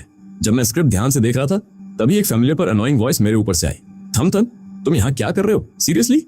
ये बंदा यहाँ कैसे आ गया? इसको इतनी जल्दी मैनेजमेंट कंपनी कैसे मिल गई? ये हमेशा मुझसे एक स्टेप आगे कैसे रहता है? ऐसे नहीं चलेगा। मुझे पूछना पड़ेगा कि इसने किस कंपनी के साथ साइन किया है। थम अभी तुम किस मैनेजमेंट कंपनी में हो? मैंने उसको इग्नोर मारना बेहतर समझा। तुम किस कैरेक्टर के लिए ऑडिशन देने का ट्राई कर रहे हो? पर तुम जिसका भी ऑडिशन दोगे उसमें फेल ही होगे। तुमने कितनी ही स्क्रीन टाइम की मूवीज की हैं। टीन बॉस ने तो तुम्हें सेकंड में लीड का प्रॉमिस किया था ना, फिर तुम यहाँ ऑडिशन क्यों देने आए हो? टीन रिफी की स्माइल सडनली फेक हो गई। उस औरत का नाम मत लो। वो तो मिनटों में फ्लिप मारती है। डिंग डैंग एंटरटेनमेंट के बैंकरप्ट होते ही उस औरत ने तुरंत अपना वर्ड बैक ले लिया। बोली कि दूसरी मैनेजमेंट कंपनी से इंट्रोड्यूस करवाएगी। पर इवेंचुअली मुझे खुद ही इंटरव्यू देने आना पड़ा। मुझे कोई मूवी रोल डायरेक्ट नहीं मिला। Really super unreliable. उसका फेस देखकर मुझे गेस हो गया कि टीम बॉस का प्रॉमिस प्रोबेबली ब्रेक हो चुका है, वरना वो कब का मेरे सामने ब्रेक कर चुका होता। बिकॉज उस मूवी का शूट टाइम थनियन के साथ क्लैश हो रहा था, इसलिए मैंने रिजेक्ट कर दिया।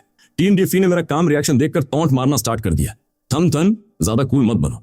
मेरा सेकंड मेल रोल हाथ से निकल गया तो क्या हुआ, मैं अभी भी इस थनियन के ऑडिशन में आ सकता हूँ।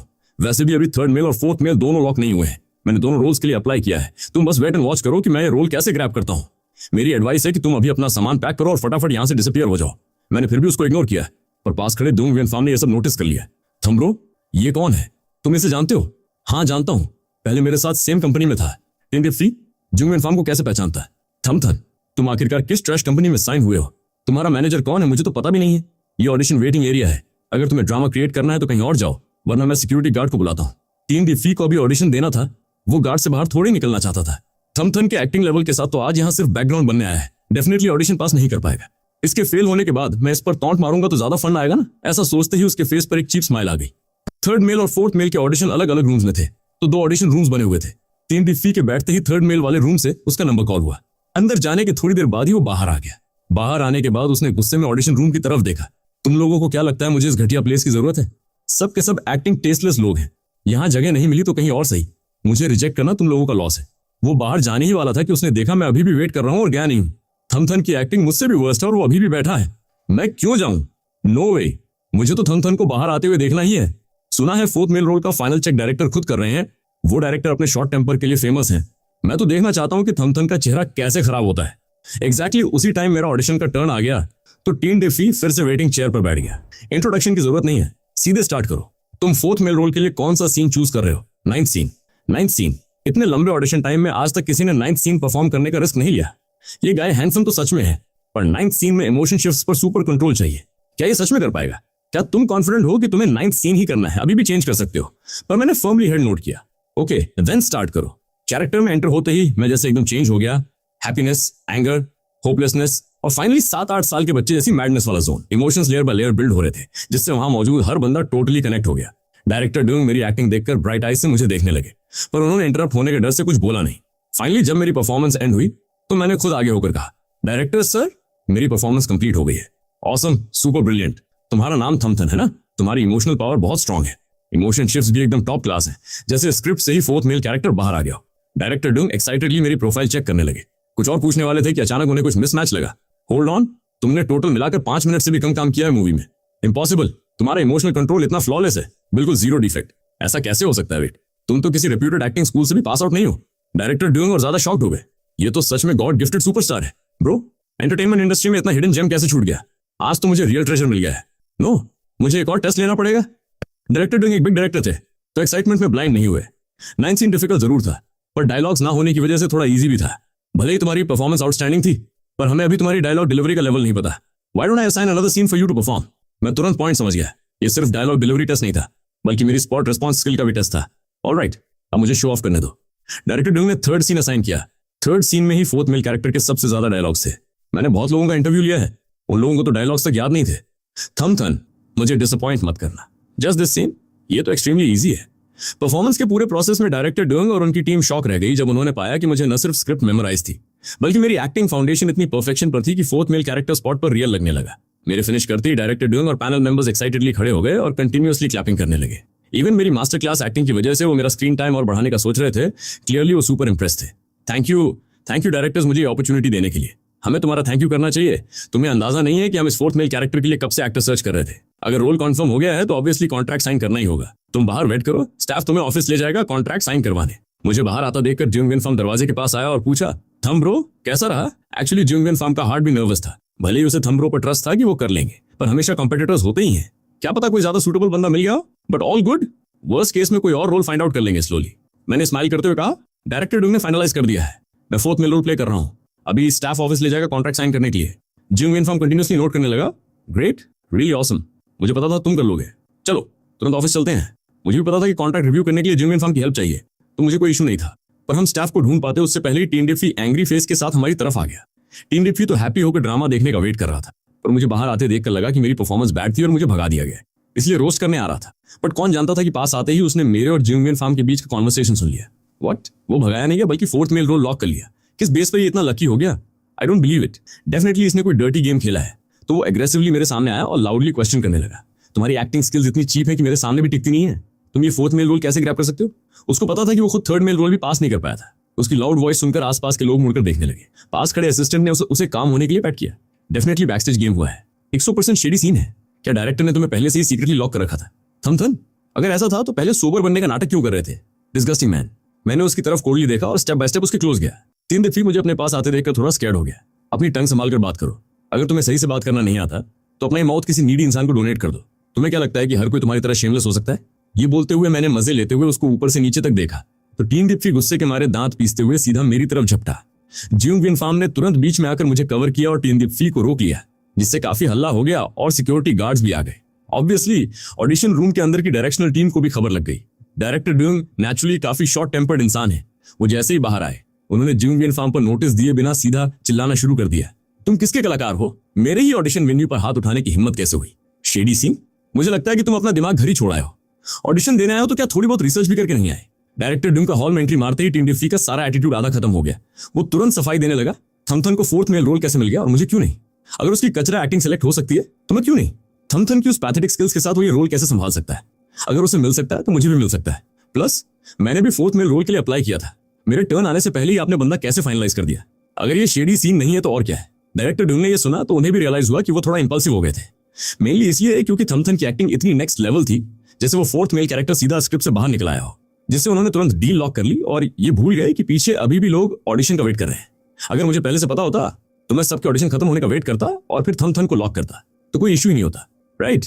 मेरी गलती थी कि थमथन की एक्टिंग इतनी ऑसम लगी कि मैं तुरंत कॉन्ट्रैक्ट साइन करने के लिए डिस्परेट हो गया और भूल गया कि लाइन में तुम भी थे। I am sorry for that. But look, fourth male role तो थमथन को ही मिलेगा, वो चेंज नहीं होगा। लेकिन तुम चिंता मत करो, हम तुम्हें कॉम्पेंसेट करेंगे। तुम अपना ऑडिशन कंटिन्यू कर सकते हो। अगर तुमने उससे सच में बेहतर परफॉर्म किया तो मैं तुम्हें अपनी नेक्स्ट मूवी में थर्ड मेल लीड और सेकंड मेल लीड दोनों ऑफर करूंगा। आफ्टर ऑल मेरी अगली मूवी का सेकंड मेल लीड काफी चैलेंजिंग रोल है, जो इस मूवी के फोर्थ मेल रोल से भी मच बेटर है। What do you think? ये सुनते ही सबको लगा कि ये कॉम्पेंसेशन डील तो काफी प्रॉफिट वाली है और सब जानते थे कि डायरेक्टर ड्यूंग बस अपनी रेपुटेशन बचाने का ट्राई कर रहे हैं। टीम डिफी ने ये सुना तो तुरंत नोट करके एग्री कर लिया। डायरेक्टर ड्यूंग बोले, ओके सो डील डन। तुम अंदर जाकर ऑडिशन दो और बाकी सब भी अंदर आकर देखो। बाय द वे, तुम लोग खुद मॉनिटर कर लेना कि यहाँ वाकई कोई शेडी सीन चल रहा है या नहीं। एनी ड्रामेटिक एक्शन देखने को मिले तो मैं भला क्यों मना करूंगा। सो मैं भी फोर्थ मेल ऑडिशन रूम में चला गया। टीम डिफी फुल कॉन्फिडेंस के साथ दरवाजा खोलकर अंदर गया, पर रिजल्ट ये हुआ कि उसके फेशियल एक्सप्रेशंस एकदम मेसी हो गए। एक्टिंग के नाम पर जीरो परफॉर्मेंस। ऑडियंस तो छोड़ो, डायरेक्टर ड्यूंग उसको एक्टिंग करते देखकर और ज्यादा फ्यूरियस हो गए। सच में बड़ा फ्रॉड निकला। मेरा इतना प्रेशियस टाइम वेस्ट कर दिया। ये बंदा दावा कर रहा था कि इसकी एक्टिंग थमथन से बेटर है। 3 साल का बच्चा भी तुमसे अच्छी एक्टिंग कर लेगा। मैंने अपनी लाइफ में इतनी वर्स्ट स्किल्स पहली बार देखी है। तुम्हें शर्म भी नहीं आई यहाँ मुंह उठाकर ऑडिशन देने आने में? मेरा पूरा टाइम स्पॉइल कर दिया। सिक्योरिटी, इसको तुरंत बाहर करो। ये सुनते ही वहां मौजूद सभी लोग पेट पकड़कर हंसने लगे। टीम डिफी की ऐसे मुंह पर बेइज्जती हुई तो वो शर्म के मारे बौखला गया। मेरी एक्टिंग अच्छी नहीं थी तो क्या हुआ? थमथन की एक्टिंग तो मुझसे भी ज्यादा क्रिंजी है, फिर आप उसको लेने पर इतने एडामंट क्यों?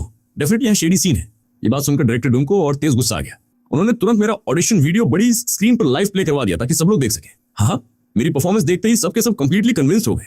बस टीम डिफी शॉक में वहीं जमा रह गया और फिर अचानक जोर से चिल्लाया, इम्पॉसिबल, ये थमथन हो ही नहीं सकता। ये जरूर तुम लोगों ने एडिटिंग करके बनाया है ना? उसने अब तक कितनी ही मूवीज की हैं, उसमें इतनी सॉलिड एक्टिंग स्किल्स कहां से आ जाएंगी? तुम सब लोग डेफिनेटली चीटिंग कर रहे हो। एंड मी, क्योंकि मुझे कॉन्ट्रैक्ट साइन करने के लिए रुकना था तो मैं गया नहीं था। तभी डायरेक्टर ड्यूंग का ध्यान गया, ये अपने वियन फार्म भाई है ना? तुम यहाँ क्या कर रहे हो? तुमने तो बोला था कि तुम रिटायर हो चुके हो और अब कभी कम बैक नहीं करोगे। हे डायरेक्टर ड्यूंग, लॉन्ग टाइम नो सी। मैं अब सबको ये तो नहीं बता सकता ना कि कोम मैम ने इतना ह्यूज पे ऑफर किया कि मुझे कम बैक करना पड़ा। हाँ, फिलहाल मैं थमथन का मैनेजर हूँ, पर आपका टॉपिक थोड़ा ऑफ ट्रैक जा रहा है। आपको थमथन पर ध्यान देना चाहिए, मुझ पर नहीं। हमारी कैजुअल टॉक तो कभी भी हो सकती है। कहीं ऐसा ना हो कि थमथन अपसेट हो जाए, फिर ना मेरी खैर होगी ना आपकी। डायरेक्टर ड्यूंग भी कोई डम इंसान नहीं थे। इस यंग गाय के पीछे डेफिनेटली कोई मैसिव पर्सनैलिटी खड़ी है, तभी तो जिंग विन फार्म जैसा बंदा उसको कवर देने के लिए कम बैक कर रहा है। इंसानों की पहचान करने की तुम्हारी नजर हमेशा से शार्प रही है। इस थमथन के पास एक्टिंग स्किल्स हैं, लुक्स हैं, पोटेंशियल बहुत हाई है। नो वंडर तुम इसके मैनेजर बनने के लिए दोबारा मैदान में आ गए। डायरेक्टर ड्यूंग, क्या आप जिंग ब्रो को जानते हो? मुझे तो बस इतना पता था कि कोनियम ने जिस बंदे को मुझे मैनेजर बनाने के लिए इंसिस्ट किया था वो डेफिनेटली कोई ऑर्डिनरी कैरेक्टर नहीं होगा, पर मुझे ये आइडिया नहीं था कि जिंग ब्रो इतने बड़े डायरेक्टर से भी इक्वल लेवल पर बात कर सकते हैं। डायरेक्टर ड्यूंग ने तुरंत जिंग विन फार्म की तरफ देखा, जैसे पूछ रहे हो कि बात बतानी है या नहीं। जिंग विन फार्म भी समझ गया कि देर सवेर बात छुपने वाली तो है नहीं, तो उसने नोट किया, या हम एक दूसरे को जानते हैं। रिटायर होने से पहले ये इंडस्ट्री का टॉप मैनेजर हुआ करता था। इसके अंडर काम करने वाले आर्टिस्ट कम से कम ए-लिस्टर तो होते ही थे। मैंने भी इसके साथ कई बार कोलैबोरेट किया है। जिंगविन फांग थोड़ा नर्वस हो गया। शिट, अब तो वाट लग गई, कहीं इस चक्कर में मुझे फायर ना कर दिया जाए। जब वो इतनी टेंशन में सोच रहा था तब तक मुझे पूरा सीन क्लियर हो चुका था। मुझे समझ आ गया था कि कोन इमनियम ने जो कुछ भी किया वो मेरे लिए ही किया था, इसीलिए उसने जियोंग ब्रो को हायर किया। मैं ये बात अच्छे से समझता था, इसलिए मेरा गुस्सा कब का गायब हो चुका था। बस मुझे ये अंदाजा नहीं था कि जियोंग फार्म इस एंटरटेनमेंट इंडस्ट्री का सबसे पावरफुल मैनेजर निकला। जियोंग फार्म का वरीड फेस देखकर, जो क्लियरली किसी बात से डर रहा था, मैंने खुद आगे रहकर टॉपिक चेंज किया। डायरेक्टर ड्यून, क्या अब हम कॉन्ट्रैक्ट साइनिंग डिस्कस कर सकते हैं? जियोंग फार्म ने इस मौका का फायदा उठाया, ये जानते हुए कि ये मुसीबत टल चुकी है। उसने राहत की सांस ली। 2, उसने चुपके से कोनी इमनियम को आज के सारे ड्रामा की रिपोर्ट का टेक्स्ट मैसेज भेज दिया। श्योर, प्लीज कम इन। इस बार किसी स्टाफ मेंबर की हेल्प लिए बिना वो खुद हमें अपने ऑफिस ले गए। सिंस मेरा फोकस सिर्फ एक्टिंग पर था, तो डायरेक्टर ड्यूंग ने कॉन्ट्रैक्ट में जो टर्म्स दिए थे उनमें कुछ जगह मॉडिफिकेशंस की जरूरत थी। एज अ टॉप मैनेजर, जियोंग ब्रो को इस तरह के कॉन्ट्रैक्ट्स की A to Z नॉलेज थी, तो उन्होंने सारी अनरीजनेबल कंडीशंस को मॉडिफाई करवा दिया। डायरेक्टर ड्यूंग वैसे तो कॉन्ट्रैक्ट एडिट करने में लेजी थे, पर क्योंकि वो सच में मुझे फोर्थ मेल रोल में लेना चाहते थे, तो उन्होंने तुरंत बंदा भेजकर करेक्शन करवा दिया। सिंस तुम नए हो और थाइनियन में फोर्थ मेल रोल प्ले कर रहे हो, तो मैं तुम्हें 50,000 युआन की रिम्यूनरेशन फीस ही दे सकता हूँ। ये सुनकर मैं सच में शॉक रह गया। 50,000 युआन एक न्यूकमर के लिए ये तो स्टार्टिंग मिनिमम लाइन है। अगर तुम्हारा फैन बेस बड़ा होता और तुम इस जॉनर के लिए फेमिलियर फेस होते, तो हम तुम्हें आसानी से 2 से 3 मिलियन युआन तक ऑफर कर देते, पर फिलहाल की कंडीशन में हम तुम्हें इससे ज्यादा पे नहीं कर पाएंगे। Really sorry for this. हमें सब कुछ बैलेंस करके चलना पड़ता है। ओह नो, मैं तो बहुत सेटिस्फाइड हूँ। मुझे सच में उम्मीद नहीं थी कि मुझे 50,000 युआन तक मिल सकते हैं। मेरे कैलकुलेशन के हिसाब से तो कुछ हजार युआन मिल जाना ही बहुत बड़ी बात होती। आफ्टर ऑल मैं तो बस एक 18वीं श्रेणी का एक्टर हूँ, सो कॉन्ट्रैक्ट में अब कोई इशू नहीं बचा था। जियोंग फार्म ने भी एक बार रिचेक करने में मेरी हेल्प की और मैंने साइन कर दिए। अपनी कैपेबिलिटी के दम पर एक रोल ग्रैब करना, ऊपर से 50,000 युआन की फीस मिलना, इस बात ने मुझे बेहद हैप्पी कर दिया। ऑफिस से बाहर निकलते ही मैं मन ही मन गाना गुनगुनाने लगा, तभी मेरा फोन कंटिन्यूअसली रिंग होने लगा। मैंने जल्दी से कॉल रिसीव की। कोन इमनियम की वॉइस सुनते ही मेरे फेस पर हल्की सी स्माइल आ गई। जियोंग फार्म ने यह देखा तो चिढ़ाते हुए बोला, कोई इतना पैम्पर करने वाला हो तो क्या ही बात है, सिर्फ को मैम के सामने ही थमथन इतना चिल और ओपन रहता है। कॉल का कनेक्ट हो चुकी थी। थम ब्रो, आपका ऑडिशन कंप्लीट हो गया क्या? मैं आपकी ऑडिशन वाली बिल्डिंग के ईस्ट गेट पर खड़ी हूँ। ये सुनकर मुझे थोड़ा सरप्राइज हुआ। तुम मुझे पिक करने आई हो?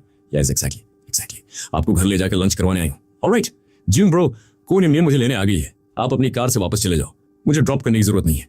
जियोंग फार्म ने नोट किया। कूल, कल मैं फिर तुम्हें ऑडिशन के लिए पिक करने आऊंगा। शॉर्ट ड्रामा के मेल लीड वाले ऑडिशन को मत भूलना।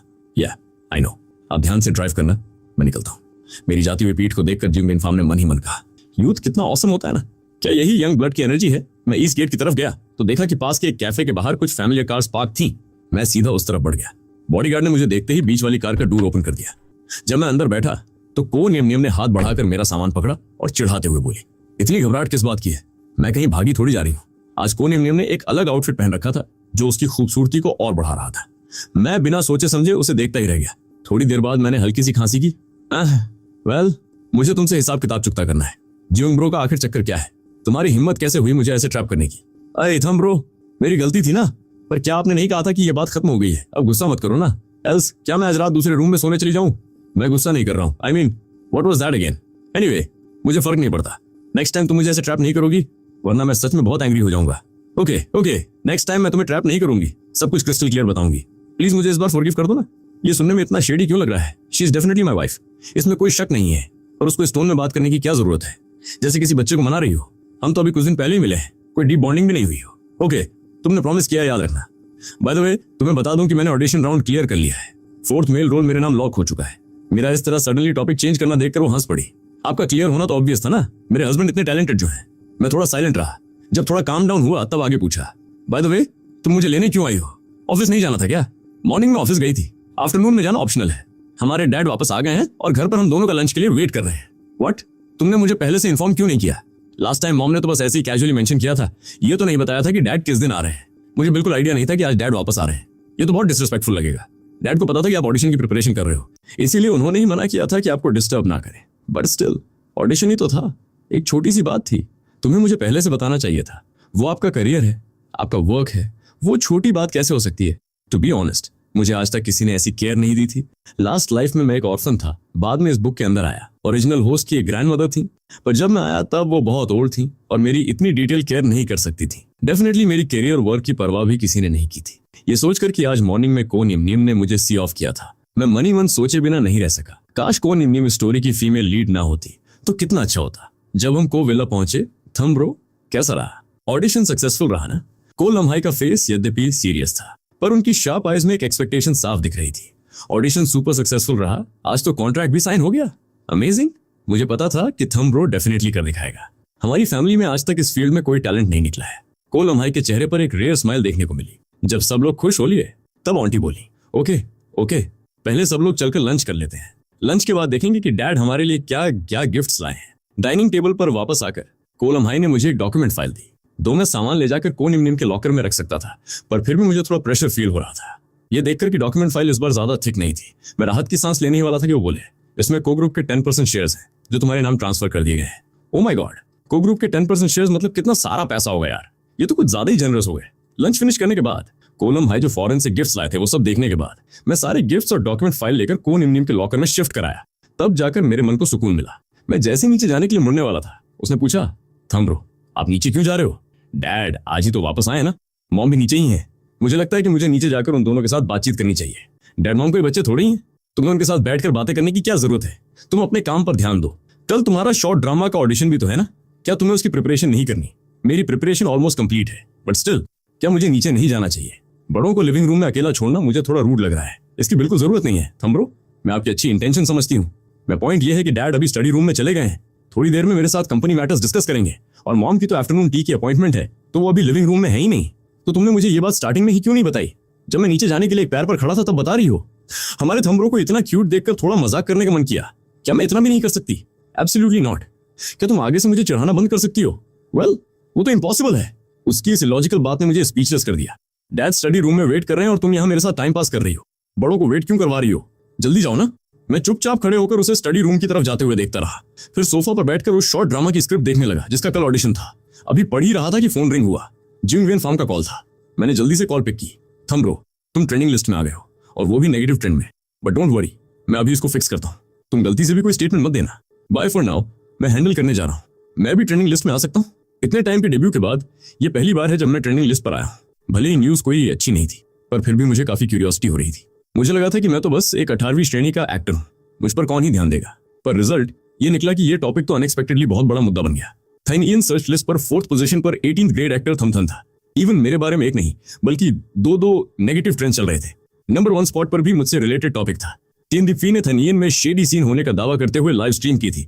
दूसरा यह था कि टेन दिफी ने दावा किया कि थाइनियन में उसका रोल थमथन ने स्नैच कर लिया। और सेकंड ट्रेंड था कि थाइनियन मूवी की कास्टिंग डिजास्टर बन गई है और डायरेक्टर डुंग अपनी ओल्ड एज में अपनी रेपुटेशन रुइन कर रहे हैं। मैंने एक एक करके नए हैशटैग्स ओपन करके पढ़े, तब जाके मुझे मामला समझ आया। रिजल्ट ये निकला कि आधा घंटा पहले टीन डिफी ने अचानक लाइव स्ट्रीम स्टार्ट कर दी थी। वो घुमा फिराकर इस बात का हिंट दे रहा था कि थाइनियन मूवी की कास्टिंग में इंजस्टिस हुआ है। उसने रोते धोते कहा कि उसने इस रोल के लिए बहुत मेहनत की थी, पर आखिरकार रोल एक बिना किसी फेम वाले न्यूकमर को दे दिया गया। उसका एक एक शब्द पब्लिक ओपिनियन को मैनिपुलेट कर रहा था। सून आफ्टर उसके फैंस मेरे और डायरेक्टर डुंग के अकाउंट पर धावा बोलने लगे और ढेर सारे टॉक्सिक कमेंट्स छोड़ने लगे। बट सिंस डायरेक्टर डुंग एक रेप्यूटेड डायरेक्टर हैं, तो मीडिया आउटलेट्स और थाइनियन मूवी टीम का अकाउंट उनके अंडर वॉच था। मीडिया एजेंसीज ने इस कंट्रोवर्सी का क्लाउड देखा तो उन्होंने तुरंत इस मामले को पकड़ लिया और डीप एनालिसिस पोस्ट पब्लिश करने लगे। मैंने बहुत सारे पोस्ट स्क्रॉल करके पढ़े। मोस्टली टीन डिफी के फैंस उसका साइड ले रहे थे, जबकि नॉर्मल पब्लिक बस मजे ले रही थी। दो कुछ लोग जिन्होंने टीन डिफी की एक्टिंग देखी थी, उन्होंने कमेंट किया, तुम्हारी एक्टिंग इतनी वर्स्ट है तो क्या कोई तुमसे भी बुरी एक्टिंग कर सकता है? सम रेशनल एनालिसिस कमेंट्स भी थे। मुझे तुम्हारी बातों पर जरा भी यकीन नहीं है। क्या बड़े डायरेक्टर्स के पास सच में कोई जजमेंट पावर नहीं होती? ह्यूज बजट मूवी में कोई तुमसे भी वर्स्ट एक्टिंग वाले बंदे को क्यों लेगा? I don't even want to talk about it. अपनी ट्रैश एक्टिंग के साथ तुम्हारी ऑडिशन देने की हिम्मत कैसे हुई? मुझे लगता है कि तुम्हें रोल नहीं मिला, इसलिए तुम जबरदस्ती थाइनियन मूवी का हाइप ले रहे हो। डिस्पर्स गाइस, ये बंदा बस अटेंशन सीख कर रहा है। ये सब पढ़कर मुझे कुछ असामान्य नहीं लगा, पर उसी मोमेंट टीन डिफी ने भी ये कमेंट्स पढ़ लिए थे। मैं तो गुस्से से पागल हो रहा हूँ। मैं इस बात को बिल्कुल एक्सेप्ट नहीं कर सकता। आखिर किस बेस पर थमथन को वो रोल मिल गया? सो जैसे ही उसका मैनेजर घर से बाहर गया, उसने चुपके से लाइव स्ट्रीम स्टार्ट कर दी। ओरिजिनली वो बस अपने फैंस को भड़काकर मेरे अकाउंट पर कमेंट करवाना चाहता था ताकि थाइनियन टीम को बॉयकॉट किया जाए और मुझे 4th मेल रोल से रिमूव करने का प्रेशर बने। उसे अंदाजा था कि ये मैटर बड़ा हो सकता है, पर इतना ड्रामा करने के बाद रिजल्ट उसकी सोच से काफी अलग निकला। लोग मुझे क्यों अब्यूज कर रहे हैं? ऑब्वियसली मैं तो यहाँ विक्टिम हूँ। उसको सच में समझ नहीं आ रहा था कि आखिर चल क्या रहा है। मुझे बिल्कुल आइडिया नहीं था कि इस टाइम टीम डिफी का रिएक्शन क्या है, क्योंकि उसके फैंस न सिर्फ मेरे अकाउंट पर आकर अब्यूसिव कमेंट्स कर रहे थे, बल्कि ढेर सारे थ्रेटनिंग डायरेक्ट मैसेजेस भी भेज रहे थे। उस हेट मैसेजेस के कचरे के बीच में मुझे आखिरकार अपने एक फैन का मैसेज मिला। उस फैन ने मुझे कंसोल करने के लिए मैसेज किया था, थंब ब्रो किसी ने फिर से आपके बारे में बैड माउथ किया है ना। ये रही मेरी तरफ से लेटेस्ट न्यूज। मैं आपके लिए जस्टिस मांग कर रहूंगी। ये मैसेज 20 मिनट पहले भेजा गया था। No need. Thank you so much. मेरे मैनेजर इस मैटर को हैंडल कर रहे हैं, तुम इसमें मत पढ़ो। क्यूरियोसिटी की वजह से मैंने उस फैन की प्रोफाइल ओपन करके देखी। इंडीड वो लड़की हर जगह मेरे सपोर्ट में बोल रही थी, यहाँ तक कि TNDFC के अकाउंट पर जाकर बहस भी कर रही थी। पेज रिफ्रेश करते ही नए कमेंट्स आ जाते थे। मैं तो सच में उसकी हिम्मत को दाद देता हूँ। ये अनब्रेकेबल फाइटिंग स्पिरिट सच में रिमार्केबल है। सीरियसली, किसी से भी पंगा ले लो, पर किसी आर्टिस्ट के फैन से कभी पंगा मत लेना। एंड वो फैन शायद अभी भी मेरे लिए फाइट करने में बिजी थी, इसलिए उसके पास मेरा पर्सनल मैसेज देखने का टाइम नहीं था। ओवर टू TNDFC साइड, उसने आखिरकार वो सारे नेगेटिव कमेंट्स पढ़ लिए थे। TNDFC गुस्से के मारे लगभग खून के घूंट पी रहा था। मीनवाइल कहीं और जिंग विन फार्म डायरेक्टर डूंग को कॉल कर रहा था। डायरेक्टर डूंग को ऑलरेडी इस बारे में पता चल चुका था। जिंग विन फार्म का कॉल देखते ही उन्होंने थनियन मूवी टीम को थमथन और TNDFC का ऑडिशन वीडियो रिलीज करने को कहा। विन फार्म, सच बताओ कि थमथन का बैक सपोर्ट आखिरकार कौन है, जिसने तुम्हें रिटायरमेंट से बाहर बुला लिया? ऊपर से तुम इतने डेडिकेटेड होकर काम कर रहे हो। डायरेक्टर डूंग, बाकी चीजों के बारे में मैं ज्यादा कुछ नहीं बता सकता। आपको बस इतना जानना है कि थमथन को जरा सी भी तकलीफ नहीं होनी चाहिए। Got it? रिमाइंड करने के लिए थैंक्स। कॉल डिस्कनेक्ट करने के बाद डायरेक्टर डूंग ने तुरंत मूवी टीम से ऑफिशियल अकाउंट पर क्लैरिफिकेशन नोटिस पोस्ट करवाया और साथ ही थमथन और TNDFC का audition video publicly streaming room में प्ले कर दिया। मीडिया आउटलेट्स ने जब ये देखा तो सबने ताबड़तोड़ न्यूज कवरेज शुरू कर दी। वेरी सून थनियन मूवी टीम और क्लैरिफिकेशन जैसे कीवर्ड ट्रेंडिंग लिस्ट पर आ गए। जिस किसी के पास भी आंखें थी वो वीडियो देखकर साफ बता सकता था कि थमथन की एक्टिंग स्किल्स TNDFC से कई गुना बेहतर थी। प्लस उस दिन ऑडिशन में मौजूद बाकी लोगों ने भी आकर स्टेटमेंट दिया। ऑनलाइन पब्लिक ओपिनियन ने तुरंत यू टर्न लिया। मोस्टली सब लोग क्लाउड चेसिंग के लिए TNDFC को क्रिटिसाइज करने लगे। यहाँ तक कि टॉन्टिंग कमेंट्स भी आने लगे। क्या तुम अंधे हो? जब उन्होंने स्पॉट वीडियो रिलीज कर दिया है फिर भी तुम जबरदस्ती बोल रहे हो कि ये फेक है और शेडी सीन है। मैं बस एक बात पूछना चाहता हूँ, क्या ये एक्सेप्ट करना इतना मुश्किल है कि कोई तुमसे बेहतर परफॉर्म कर सकता है? TNDFC के डाई हार्ड फैंस ने तुरंत उसका साथ छोड़ दिया। प्लेंटी ऑफ पीपल मेरे अकाउंट पर आकर अपॉलॉजी मांगने लगे। TNDFC को इतने बैकलैश के बाद अपनी एग्जिस्टेंस पर डाउट होने लगा। झटके में ढेरों फैंस ने उसका साथ छोड़ दिया। TNDFC का गुस्सा 7वें आसमान पर पहुंच गया। एग्जैक्टली इसी टाइम TNDFC को अपनी नई मैनेजर माइक ट्विट का कॉल आया।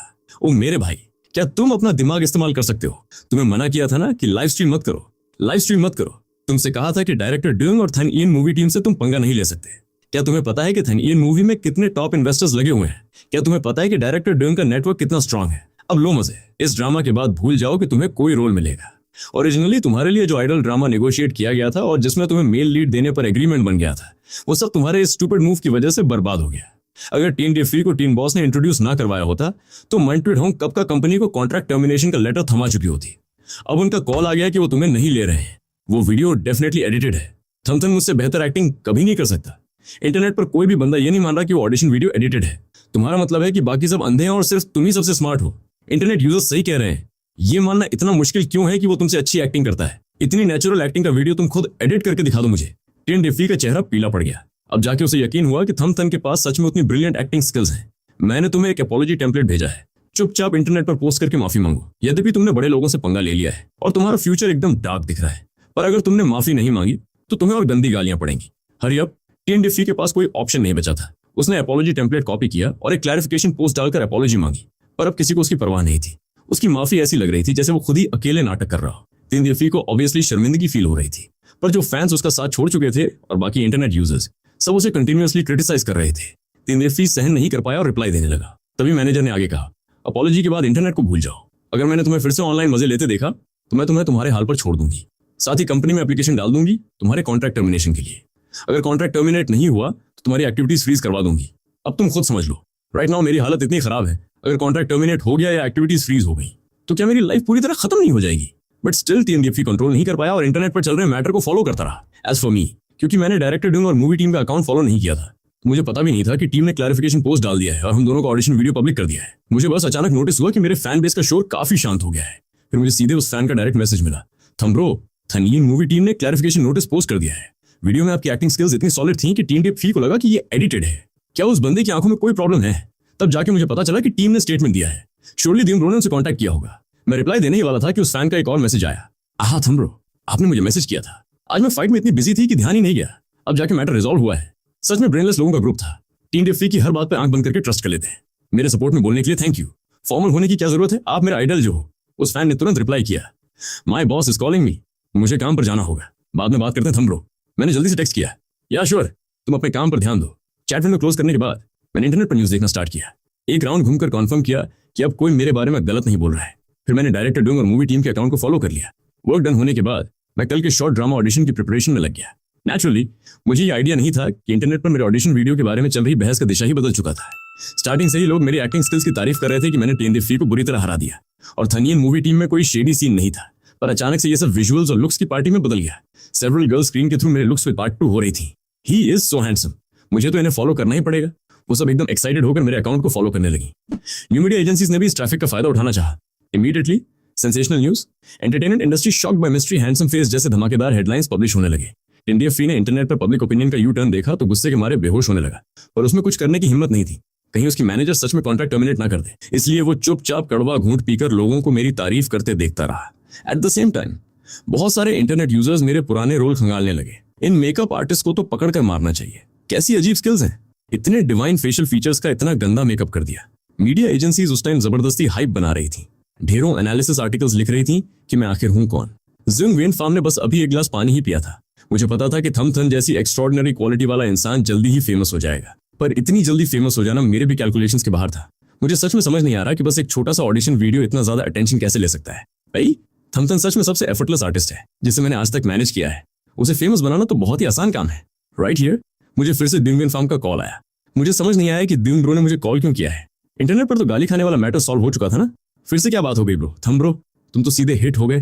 तुम्हें पता भी है अभी पूरे सोशल मीडिया पर तुम्हारा ही हॉट ट्रेंड चल रहा है, तुम्हारे टॉप टियर विजुअल्स की तारीफ हो रही है और तुम्हारा फैन बेस इतनी तेजी से बढ़ रहा है कि पूछो मत। राइट नाउ ये 3 लाख क्रॉस कर चुका है और कंटिन्यूअसली बढ़ रहा है। मैं थोड़ा कंफ्यूज हो गया, क्या मैं फेमस हो गया सो सडन? पर मैंने तो कुछ किया ही नहीं। तुम खुद इंटरनेट पर जाकर देख लो तो समझ आ जाएगा, पर तुम गलती से भी कोई स्टेटमेंट मत देना। सिचुएशन थोड़ी सेटल होने दो फिर देखते हैं। मैंने नोट किया, मुझे भी पता था कि अभी मैं चर्चा में हूं तो बेटर यही है कि चुप ही रहा जाए। जिंग वियन फार्म से कॉल कट करने के बाद मैं जल्दी से ऑनलाइन देखने गया। इंडीड ट्रेंडिंग लिस्ट पर सारे टॉपिक्स मेरे बारे में ही थे। लोग पागल होकर मेरे लुक्स की तारीफ कर रहे थे, मेरे चेहरे पर फिदा हो रहे थे और मेरे अकाउंट पर फॉलोअर्स बहुत तेजी से बढ़ रहे थे। जस्ट नाउ जिंग वियन फार्म 3 लाख बोल रहा था, पर जब मैंने देखा तो वो 4 लाख पार कर चुका था। मैं सच में थोड़ा परप्लेक्स हो गया। क्या लोग मेरे लुक्स पर इतने लट्टू हैं? यहाँ आने से पहले भी मेरा चेहरा सेम ही था, पर तब तो इतना शो ऑफ नहीं हुआ था। बट फिर भी इतने लोगों को तारीफ करते देखकर मुझे बहुत खुशी हुई। इवन जब मैंने देखा कि लोग सिर्फ सुंदर चेहरा ही नहीं बल्कि मेरी एक्टिंग की भी तारीफ कर रहे हैं तो मुझे बहुत टचिंग फील हुआ। ऐसे नहीं चलेगा, मुझे और मेहनत करनी होगी, अपने फैंस को निराश बिल्कुल नहीं करना है।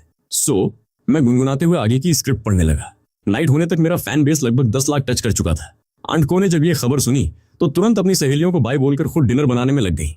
को निमनीम और उसके डैड ये खबर सुनकर काफी चिल थे। अभी थम को डिस्टर्ब मत करो।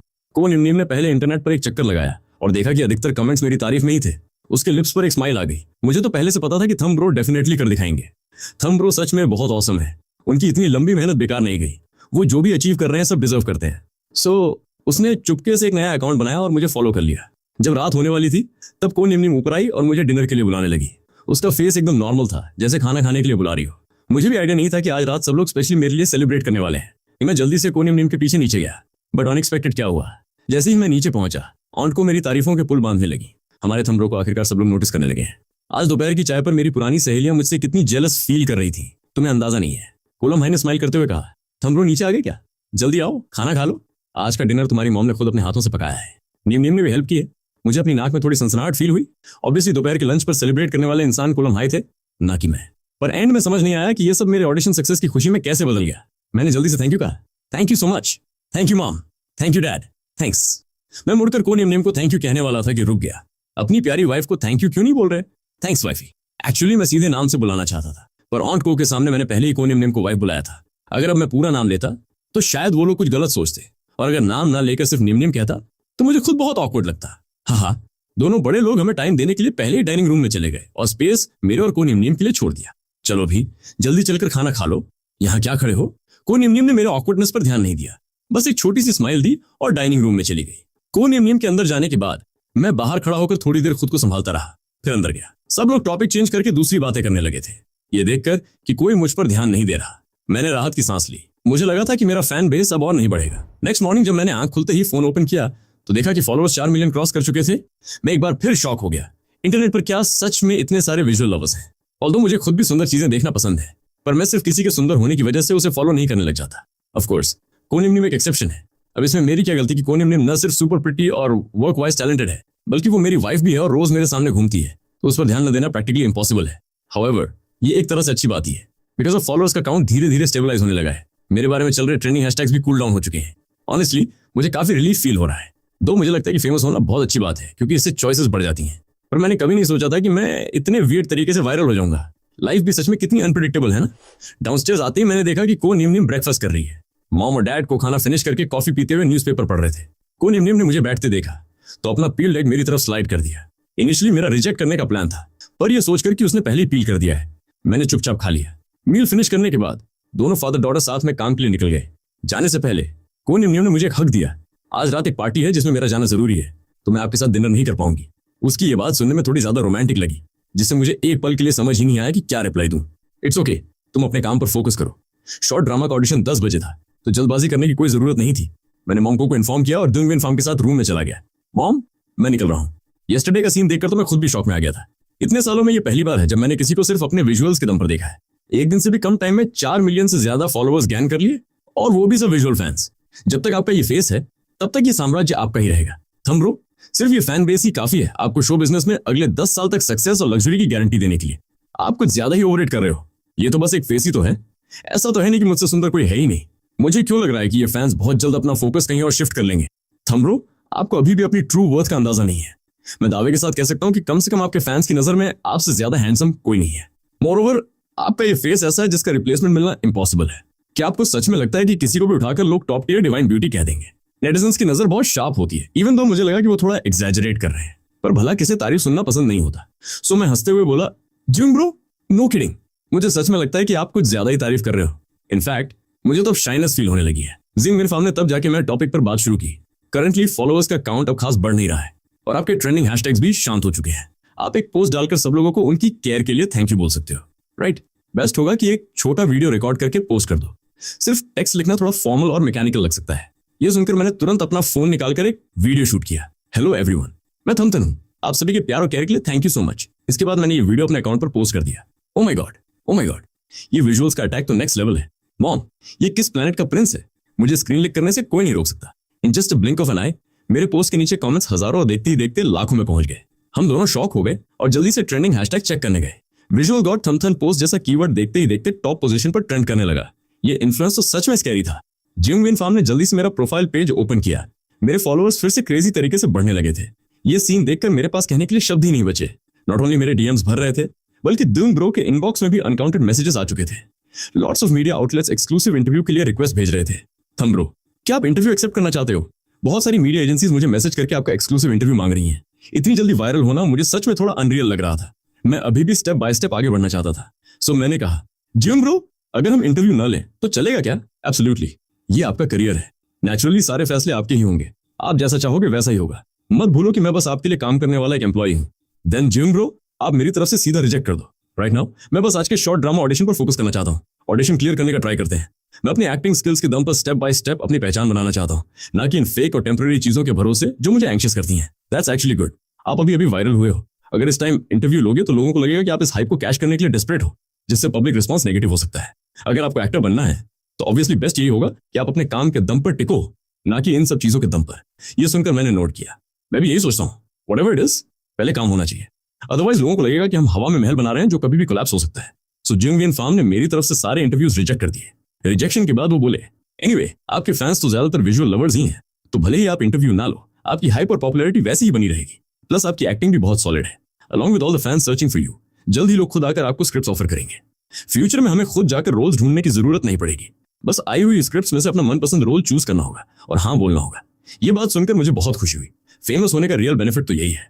चॉइसेस वायरल होने से पहले के मुकाबले बहुत बहुत ज्यादा थी। वन मोर थिंग, अब आपके पास इतने सारे फैंस हैं तो बाहर जाते वक्त सिर्फ मैं अलोन आपके साथ रहूं, ये पॉसिबल नहीं है। एज योर मैनेजर मेरे पास काम बढ़ गया है, तो मैं हर पल आपकी छोटी छोटी चीजों का ध्यान नहीं रख पाऊंगा। सो हमें और स्टाफ हायर करना पड़ेगा। एटलीस्ट एक ड्राइवर और एक असिस्टेंट तो चाहिए ही। ओह, बस इतनी सी बात है, नो प्रॉब्लम एट ऑल, आप खुद ही डिसाइड कर लो। नेक्स्ट सेकंड उन्होंने अचानक पूछा, देन क्या मैं अपनी फैमिली के किसी पर्सन को हायर कर सकता हूँ? मैं रीजन ये है कि को मैम ने स्ट्रिक्ट इंस्ट्रक्शंस दिए थे कि बाहर किसी को पता नहीं चलना चाहिए कि आप उनके हस्बैंड हो, वरना बाहर निकलते ही आपको ढेर सारे बॉडीगार्ड साथ लेकर घूमने पड़ेंगे। बट अगर किसी आउटसाइडर को हायर किया तो मुझे सच में ट्रस्ट नहीं होगा। आफ्टर ऑल, असिस्टेंट और ड्राइवर हमेशा आपके साथ रहेंगे। That's totally fine. अगर आपकी फैमिली वाले रेडी हैं और ट्रस्टवर्दी हैं तो उन्हें हायर कर लो। एज फॉर बॉडीगार्ड्स, फ्यूचर में जब जरूरत पड़े तो घर वाले गार्ड्स में से 2 लोगों को सिलेक्ट कर लेना जो बाहर साथ चल सके। आफ्टर ऑल, घर में इतने सारे बॉडीगार्ड्स हैं ही, तो वो किसी आउटसाइडर से ज्यादा रिलायबल होंगे। जिंग ब्रो की बात सही थी। प्लस अगर सच में बॉडीगार्ड्स ले जाने की नौबत आ गई तो इसका मतलब मेरी सेफ्टी खतरे में है। मैं अपनी लाइफ को बहुत वैल्यू देता हूँ, तो इस मैटर में कोई स्टबर्ननेस नहीं दिखाऊंगा। ओके देन, जब सच में जरूरत पड़ेगी तो मैं कोन इमनिम से बात करके 2 लोगों को साथ ले लिया करूंगा। साई, भले ही मैं हमेशा कोन इमनिम के साथ एक क्लियर लाइन ड्रॉ करना चाहता हूँ, पर करंट सिचुएशन ये है कि हर कोई बाय डिफॉल्ट हमें एक ही फैमिली मानता है, तो इस लाइन को सच में ड्रॉ करना इम्पॉसिबल लग रहा है। What should I do now? जिंग विन फार्म ने वॉच देखी, शॉर्ट ड्रामा के ऑडिशन का टाइम हो रहा था। थंबरो, अब चलना चाहिए, ऑडिशन के लिए निकलते हैं। शॉर्ट ड्रामा बड़ी बजट वाली लॉन्ग मूवीज जितना कॉम्प्लेक्स नहीं होता, इसका ऑडिशन भी वैसा ड्रामेटिक नहीं होता, बहुत सिंपल होता है। आप बस रिलैक्स माइंड रखो, डेफिनेटली क्लियर हो जाएगा। मुझे लगा था कि ऑडिशन वेन्यू पर पहुंचकर चाहे कितना भी सिंपल क्यों ना हो, थोड़ा बहुत तो परफॉर्म करना ही पड़ेगा।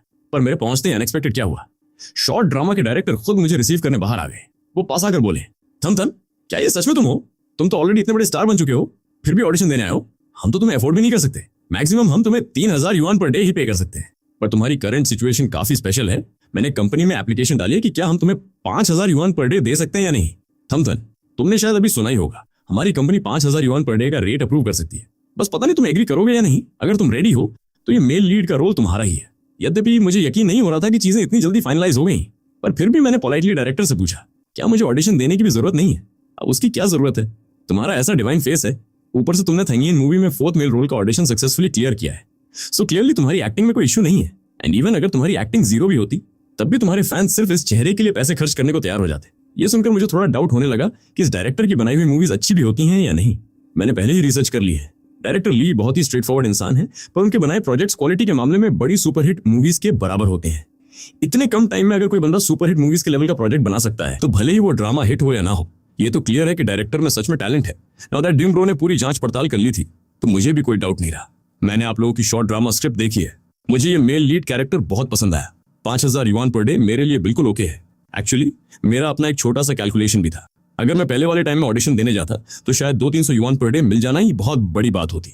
नेचुरली वायरल होने के बाद सब कुछ अच्छा हो जाता है, रिम्यूनरेशन भी काफी ज्यादा मिल रहा था। It's awesome then, really too great. हमारा ये शॉर्ट ड्रामा एक वायरल नॉवेल का एडेप्टेशन है। नेक्स्ट वीक यानी 3 दिन बाद शूटिंग स्टार्ट होगी। 5 दिनों में शूट कंप्लीट हो जाएगा और लगभग 1 महीने बाद ये स्ट्रीम होने लगेगा। अगर तुम्हें इन सब शर्तों से कोई प्रॉब्लम नहीं है तो हम कॉन्ट्रैक्ट साइन कर लेते हैं। I have no objections. इसके बाद मैंने कॉन्ट्रैक्ट रिव्यू किया। फेमस होने के बाद सच में काम कितना स्मूथ हो जाता है ना। इवन तो डायरेक्टर ली जिंग विन फार्म को नहीं पहचानते थे, पर जब कॉन्ट्रैक्ट की कुछ टर्म्स एडिट करने की बात आई तो वो तुरंत तैयार हो गए। बिकॉज कंपनी ने डायरेक्टर ली को पहले ही बोल दिया था कि जब तक पे 5000 युआन पर डे से ऊपर नहीं जाता, थम की बाकी जो भी डिमांड्स हो सब मान लेना। आफ्टर ऑल घुमा फिराकर उनका गोल मुझे ही मेल लीड बनाए रखना था। कंपनी का कैलकुलेशन बहुत क्लेवर था। आफ्टर ऑल ये वायरल होने के बाद थम का पहला प्रोजेक्ट होगा। करंटली उसके पास ढेरों एक्टिव फैंस हैं। ये शॉर्ट ड्रामा बहुत जल्द रिलीज होने वाला है, तो डेफिनेटली इस पूरी हाइप का फायदा इस प्रोजेक्ट को मिलेगा। भले ही ड्रामा सुपर हिट ना हो, फिर भी एक अच्छा खासा प्रॉफिट तो कमा ही लेगा। मॉडिफाइड कॉन्ट्रैक्ट पर साइन करने के बाद मैं जिंग विन फार्म के साथ वहां से निकला। राइट नाउ इंटरनेट पर मेरे फॉलोअर्स की गिनती क्रेजी स्पीड से बढ़ रही थी और 7 मिलियन का मार्क क्रॉस कर चुकी थी।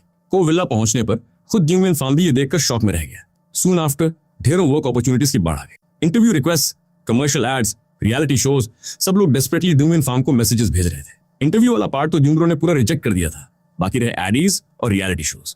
मैंने जिंग ब्रो से इस पर नजर रखने को कहा। आफ्टर ऑल मुझे जिंग विन फार्म को सैलरी देनी थी, फिर आगे ड्राइवर और असिस्टेंट की सैलरी भी देनी होगी, along with daily work expenses. ये सब एक बड़ा एक्सपेंडिचर होने वाला था। प्लस मुझे खुद के लिए भी पैसों की जरूरत थी। बस प्रॉब्लम ये थी कि 3 दिन बाद मुझे शॉर्ट ड्रामा की शूटिंग पर जाना था। राइट नाउ मेरे पास इन सब चीजों को लेने का टाइम नहीं था, सो मैंने जिंग विन फार्म से इन सब पर ध्यान रखने को कहा ताकि शॉर्ट ड्रामा का शूट खत्म होने के बाद हम आगे का प्लान कर सकें। एज एक्सपेक्टेड अभी भी बहुत से लोग जिंग विन फार्म को न्यू स्क्रिप्ट्स भेजकर मुझे कास्ट करने का ट्राई कर रहे थे। सिंस 3 दिन बाद मुझे शूटिंग पर जाना था, तो जिंग विन फार्म ने उन सभी स्क्रिप्ट्स को तुरंत रिजेक्ट कर दिया जिनकी शूटिंग अर्जेंट थी। बाकी बची हुई स्क्रिप्ट्स को उसने होल्ड पर रखा ताकि बाद में आराम से रिव्यू किया जा सके। आफ्टर दैट जिंग विन फार्म मुझे कोविला ड्रॉप करके चला गया। ये जानकर कि मैंने शॉर्ट ड्रामा का कॉन्ट्रैक्ट साइन कर लिया है, अंकल को तो इतने खुश हुए कि उनकी हंसी ही नहीं रुक रही थी। दैट इवनिंग हमने साथ में डिनर किया। आफ्टर दैट मैं अपने पर्सनल वर्क हैंडल करने अपस्टेयर्स चला गया। आफ्टरनून में 4 बजे मुझे जिंग विन फार्म का कॉल आया। आपका फैन बेस 10 मिलियन क्रॉस कर चुका है और आप फिर से नए ट्रेंडिंग हैशटैग पर आ गए हो, आपको पता चला। मैं तुरंत सरप्राइज हो गया और जल्दी से ऑनलाइन चेक करने गया। दो ये बात क्लियरली फील हो रही थी कि भले ही मैं अभी भी ट्रेंडिंग लिस्ट में टॉप पर था, पर फॉलोअर ग्रोथ की स्पीड काफी स्लो हो गई थी। प्रोबेबली सैचुरेशन पॉइंट आने वाला था। विजुअल फैंस शायद इतने ही मिल सकते थे। अगर और फैंस ऐड करने हैं तो फ्यूचर में मुझे अपनी एक्टिंग, दूसरे टैलेंट्स या अपनी पर्सनैलिटी पर ही निर्भर रहना होगा। ये सुनकर कि सैचुरेशन पॉइंट आने वाला है, मेरे मन को बहुत सुकून मिला। बिकॉज मुझे एक स्टेप करके ऊपर चढ़ने की फीलिंग पसंद है, ना कि किसी हवाई चीज के भरोसे रहना। एक बार की हाइप ही काफी थी। डिनर के टाइम अंकल को और डैड को लम्हाई ने नेचुरली मेरे लिए एक प्रॉपर सेलिब्रेशन रखा। को निम चूंकि एक पार्टी में गई थी तो ऑब्वियसली वो घर पर नहीं थी। नाइट में 8 बजे जाके मेरे वेबो अकाउंट के फॉलोअर्स सच में रुक गए और बढ़ना बंद हो गए। मैंने होकर चेक किया तो वो 11 मिलियन 100,000 से ऊपर जा चुके थे। नेचुरली विजुअल लवर्स हमेशा इतने ही क्रेजी होते हैं। लकीली अब ये काउंट रुक गया था। नाइट में 9 बजे मुझे कोनिम निम घर वापस आती दिखी। कोनिम निम ने दूर पुश करके एंट्री ली। उसकी बॉडी से हल्की सी अल्कोहल की स्मेल आ रही थी। मेरे मुंह से अचानक निकल गया, तुमने ड्रिंक किया क्या? मैं सेंटेंस कंप्लीट करते ही मुझे खुद पर रिग्रेट हुआ। ये तो बेवकूफी वाला सवाल था ना। वो पार्टी में गई थी तो ऑब्वियसली ड्रिंक तो करेगी ही ना। कोनिम निम ने नोट किया, मैंने थोड़ी सी ली थी। क्या मेरी स्मेल से आपको प्रॉब्लम हो रही है? इससे पहले कि मैं कुछ जवाब देता, कोनिम निम ने अपनी रिस्ट वॉच उतारी, उसे साइड में रखा और आगे बोली, अगर आपको पसंद नहीं है तो आगे से मैं कभी ड्रिंक नहीं करूंगी। अरे मैंने ऐसा कब कहा? अचानक से ड्रिंकिंग बंद करने की क्या जरूरत है? आपको मेरी परवाह करने की जरूरत नहीं है। मुझे तो बस स्मेल आई थी। मैं सच में अपनी जबान से परेशान हूँ। बाहर नेटवर्किंग करते टाइम कौन ही होगा जो ड्रिंक ना करे? ऐसा बोलना तो बेवकूफी हुई ना। Oh really? मुझे तो लगा कि आप मेरी केयर कर रहे हो। तो आप ये कह रहे हो कि आप बस फालतू बात कर रहे थे? मुझे थोड़ा अननेचुरल फील हुआ। मेरी आंखें उससे नजरें मिलाने से कतरा रही थी। तुमने बस थोड़ी सी ड्रिंक की है, टल्ली भी नहीं हुई हो, इसमें केयर करने जैसी क्या बात है? वो क्लियरली टॉपिक घुमा रही थी। थम्ब्रो, क्या ऐसा है कि अगर मैं आपको कॉल ना करूं तो आप भी मुझे कभी कॉल नहीं करोगे? इस क्वेश्चन ने मुझे अटका दिया कि क्या जवाब दूं। सो मैंने अपनी ब्राउज नैरो करके पूछा, तुम्हारा मतलब क्या है? मुझे समझ नहीं आया। क्या आपने नोटिस नहीं किया कि आज पूरे दिन मैंने आपको एक बार भी कांटेक्ट नहीं किया? पिछले दिनों में ऐसा कौन सा दिन था जब मैंने आपको कॉल ना किया हो? मैंने ऑब्वियसली नोटिस किया था, पर उस नोटिस करने का कोई बड़ा मीनिंग नहीं निकलता। प्लस मुझे इतने सारे डायलॉग्स याद करने थे तो सोचते सोचते मैं बात ही भूल गया। मुझे लगा कि मेरा दिमाग अभी एक मलबे जैसा हो गया है जो सही से काम नहीं कर रहा। सो मुझे समझ नहीं आया कि मैं ये कहूं कि नोटिस किया या नहीं किया।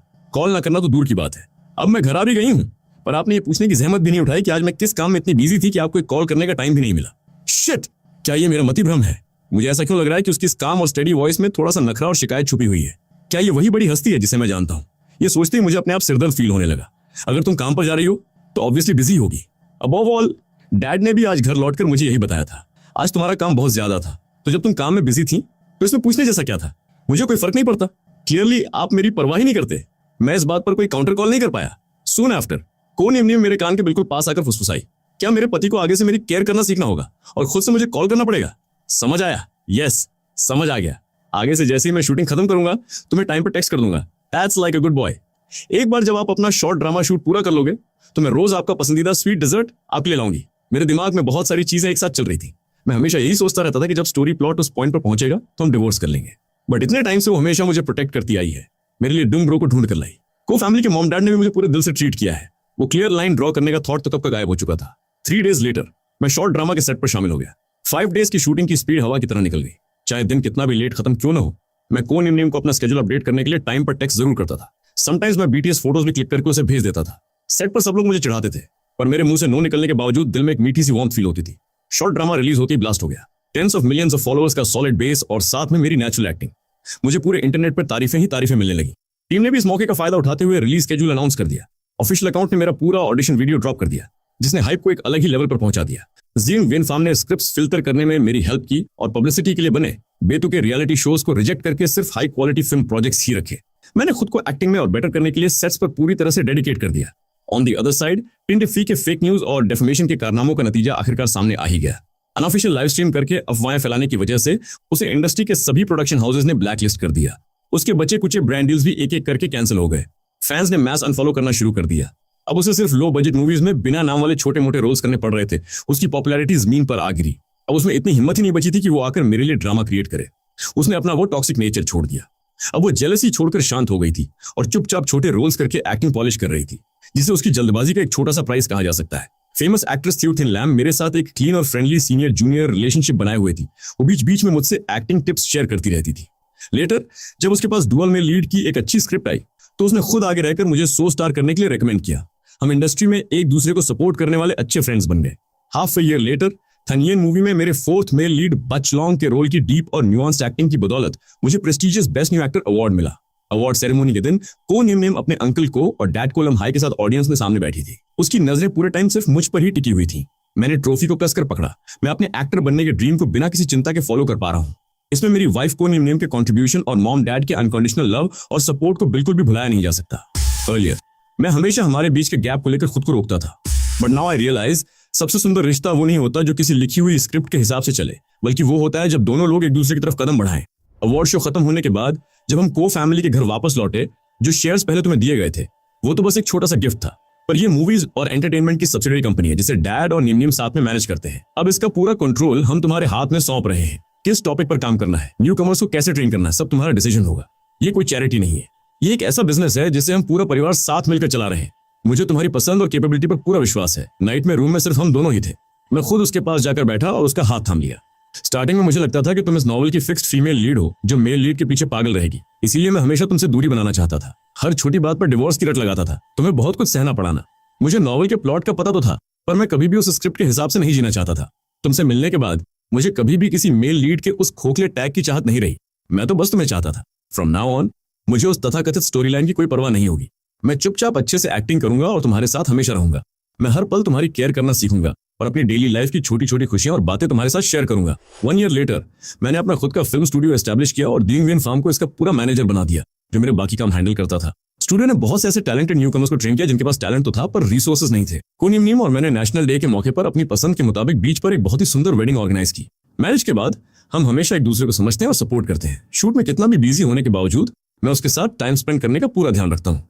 उसने भी कंपनी के रोज के कामों को थोड़ा कम कर दिया और अक्सर मेरे साथ स्क्रिप्ट एनालिसिस करने बैठती है। ऑनेस्टली जब भी हम बाहर जाते हैं या घर लौट कर बात करते हैं तो डैड को लम्हाई भी अक्सर मेरे साथ बैठकर फिल्म इंडस्ट्री के गोल्डन एरास पर बातें किया करते हैं। पूरी फैमिली हमेशा खुशहाल और वार्म रहती है और इंटरनेट पर मेरे खिलाफ कोई भी नेगेटिव कमेंट्स नहीं बचे हैं। मेरे एक के बाद एक कई सुपरहिट प्रोजेक्ट्स आए और उन्होंने बड़ा इंपैक्ट बनाया। तेंदुफी ने अब खुद को शांत करके एक्टिंग सुधार ली थी। जब भी हम कभी सामने आते तो वो खुद मुस्कुराकर मुझे ग्रीट करती थी।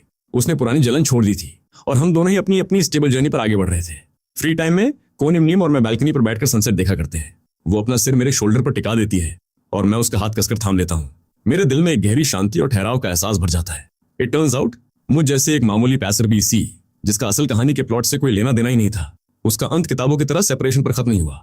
ऑन द कॉन्ट्ररी, जो बंदी उस मेल लीड के पीछे पागल होने वाली फीमेल लीड बनने वाली थी, उसके साथ मिलकर हमने उस बनाई हुई कल्पित कहानी से खुद को पूरी तरह फ्री कर लिया। हम एक दूसरे की वैल्यू समझते हैं और साथ मिलकर अपनी खुशी खुद बनाई है। एक पीसफुल, फुलफिलिंग और लाइफ लॉन्ग हैप्पीनेस हासिल की है। भले ही आगे का रास्ता कितना भी लंबा क्यों ना हो, मेरे पास मेरा पैशन है, मुझे प्यार करने वाली प्यारी फैमिली है और सबसे बड़ी बात, मेरे साथ हमेशा चलने के लिए वो मेरे पास है।